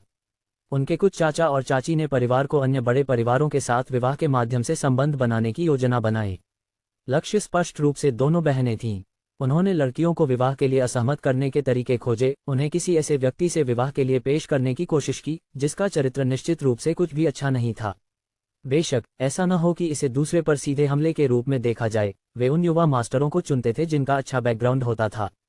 इस तरह वे दावा करते थे कि वे ये परिवार के भले के लिए कर रहे हैं। उन्होंने अनिता पर यह कोशिश की, लेकिन उसके लिए भाग्यशाली, वह पहले से ही किसी ऐसे व्यक्ति से प्यार कर चुकी थी जो अच्छे और स्वीकार्य बैकग्राउंड से था। इसलिए योजनाएं विफल हो गईं क्योंकि परिवार के प्रमुख ने दोनों के विवाह पर सहमति दी। दूसरी ओर नीलिमा अलग थी। वह किसी से प्यार कर चुकी थी, लेकिन उस व्यक्ति का कोई बड़ा बैकग्राउंड नहीं था, इसलिए उसने उसे परिवार से मिलाने की हिम्मत नहीं की। अंत में साजिशकर्ताओं ने एक नीच व्यक्ति को खोजा जो महिलाओं को कपड़ों की तरह बदलने में रुचि रखता था, ये दावा करते हुए कि वह एक अच्छे व्यवहार वाला और आदर्श व्यक्ति था। वह उसके जीवन साथी के लिए अच्छा था। नीलिमा ने इससे सहमति नहीं दी। इससे परिवार में बड़ा विवाद हुआ। अंत में अनिता की मदद से नीलिमा भागने में सफल रही। अनिता ने उसकी छापों को छिपाने में मदद की। जिस दिन वे अलग हुए, 20 साल पहले, वह आखिरी बार था जब दोनों बहनें मिलीं और एक दूसरे से बात की। और हालांकि अनिता वास्तव में अपनी बहन को देखना चाहती थी, अपनी बहन की खुशी के लिए उसने हाल के वर्षों में उसे खोजने का फैसला किया जब वह और अधिक सहन नहीं कर सकी। उसने 2 साल पहले उसे कॉल करने की कोशिश की, उस नंबर का उपयोग करते हुए जो नीलिमा ने अनिता की आईडी का उपयोग करके पंजीकृत किया था, लेकिन उसने पाया कि वह नंबर अब सेवा में नहीं था। इसने उसे तनाव में डाल दिया, लेकिन फिर भी वह अपनी बहन को वापस लाने के तरीके खोजने की कोशिश कर रही थी। अब जब 2 दशक बीत चुके थे, वह सुनिश्चित थी कि भले ही उसे दंडित किया जाए, लेकिन उनकी उम्र में किसी और से शादी करने के लिए उसे मजबूर नहीं किया जाएगा। दूसरी ओर जोनाथन परिवार के प्रमुख के पद के लिए प्रतियोगियों में से एक था। अपनी मां की मदद करने के लिए उसने उस पद के लिए जाने का फैसला किया। जेज़्डा जैसे परिवार में यह विरासत का मामला नहीं था जहां पिता परिवार के प्रमुख का पद अपने बेटे को सौंपता है, बल्कि यह परिवार के युवा मास्टरों के बीच एक प्रतियोगिता थी, ये तय करने के लिए कि कौन परिवार का नेतृत्व करने के लिए सबसे सक्षम था। चूंकि उसने प्रतियोगिता में शामिल होने का फैसला किया, उसे कई खतरों का सामना करना पड़ा। वह सुनिश्चित था कि ये सभी उसके प्रतियोगियों और उनके परिवारों द्वारा योजनाबद्ध थे। भाग्य से वह आज तक जीवित रहने के लिए पर्याप्त मजबूत था। लेकिन फिर भी, हालांकि उसने ये साबित करने के तरीके खोजने की कोशिश की कि वे ही थे जिन्होंने उस पर हमला किया, वह कभी सफल नहीं हुआ क्योंकि ये लोग हमेशा जो कुछ भी करते थे उसमें सावधान रहते थे। वह भी कुछ वर्षों तक खुद को संभालने में सफल रहा, जब तक कि पिछले वर्ष वह चौकस नहीं हुआ। जब वह आधिकारिक काम पर बाहर था, तब जो हत्यारा भेजा गया था वह वास्तव में पिछले हत्यारों की तुलना में कहीं अधिक मजबूत था। दोनों के बीच लंबे समय तक लड़ाई हुई, और जब उसने देखा कि वह हार रहा है तो हत्यारे ने एक विशेष जहर का उपयोग करने का सहारा लिया जिसने उसे बहुत कमजोर कर दिया। अगर वह अपने चरम पर होता तो एक छोटे से व्यक्ति जैसे वाइपर को उसके कपड़ों के कोने को छूने में भी परेशानी होती। विवान और अन्य अंततः समझ गए कि एक ऐसे परिवार में जीवित रहना क्या होता है जो साजिशकर्ताओं से भरा होता है। हालांकि विवान के सौतेले भाई बहन हमेशा उसके खिलाफ साजिश करते थे। जेज़्डा परिवार के बारे में सुनकर उसने सोचा कि रॉय परिवार तो कुछ भी नहीं है। दूसरी ओर सान्या परिवार के व्यवसाय की एकमात्र उत्तराधिकारी थी। हालांकि वह एक लड़की थी, उसके पास क्षमताएं थीं और उसके माता पिता जो उतने ही सक्षम थे, उसके साथ साथ उसके दादा दादी का समर्थन था। दीपिका और पूजा की भी यही स्थिति थी। वे उत्तराधिकारी नहीं थीं और इसलिए उन पर कोई दबाव नहीं था। इसके अलावा दीपिका को हमेशा अपने दादा अल्टन फरेल द्वारा बहुत प्यार किया गया। इसलिए कोई भी वास्तव में उस पर हमला करने की हिम्मत नहीं करता था, क्योंकि उस व्यक्ति का अंत बहुत बुरा होता। गहरी सांस लेते हुए, हालांकि वह जिज्ञासु था और वास्तव में अपनी चाची से मिलना चाहता था, विवान ने तय किया कि वह केवल तभी ऐसा करेगा जब उसकी ताकत जेज़्डा परिवार से अधिक हो जाएगी। जेज़्डा परिवार एक गुप्त परिवार था और वह उन परिवारों में से नहीं था जो अपनी संपत्ति का प्रचार करते थे। वर्तमान में उनके पास ऐसी संपत्तियां थीं जो सैकड़ों अरबों की थीं। उनके साथ अन्य परिवारों के संबंधों को जोड़ते हुए जो विवाह के माध्यम से उनसे जुड़े थे, वह सुनिश्चित था कि वह उनके साथ तुलना नहीं कर सकता, कम से कम अभी के लिए। वह सुनिश्चित था कि जैसे ही इन लोगों को पता चलेगा कि उसकी मां नीलिमा है, वे उस पर अपनी निराशा निकालने की कोशिश करेंगे, क्योंकि नीलिमा ने भागकर उनकी योजनाओं को विफल कर दिया था। हालांकि उसके पास एक प्रणाली थी, वह लंबे समय तक दबाया जाना नहीं चाहता था जब तक कि वह प्रणाली को स्तर 2 में अपग्रेड नहीं कर लेता। वैसे तुम्हारी मां कहाँ है? मैं उसे देखना चाहूंगा, जोनाथन ने अपनी कहानी खत्म करने के बाद उत्सुकता से पूछा। वह अब बिस्तर पर था, सिरहाने के सहारे। उत्साही जोनाथन को देखते हुए विवान ने सिर हिलाया और कहा, वह कुछ साल पहले मर गई। क्या तुम गंभीर हो? जोनाथन अपने पैरों पर कूद पड़ा और अविश्वास और सदमे से पूछा। तो दोस्तों, आज का एपिसोड यही खत्म होता है। मिलते हैं अगले एपिसोड में, तब तक के लिए चैनल को सब्सक्राइब कर लें और टेलीग्राम से जुड़ जाएं।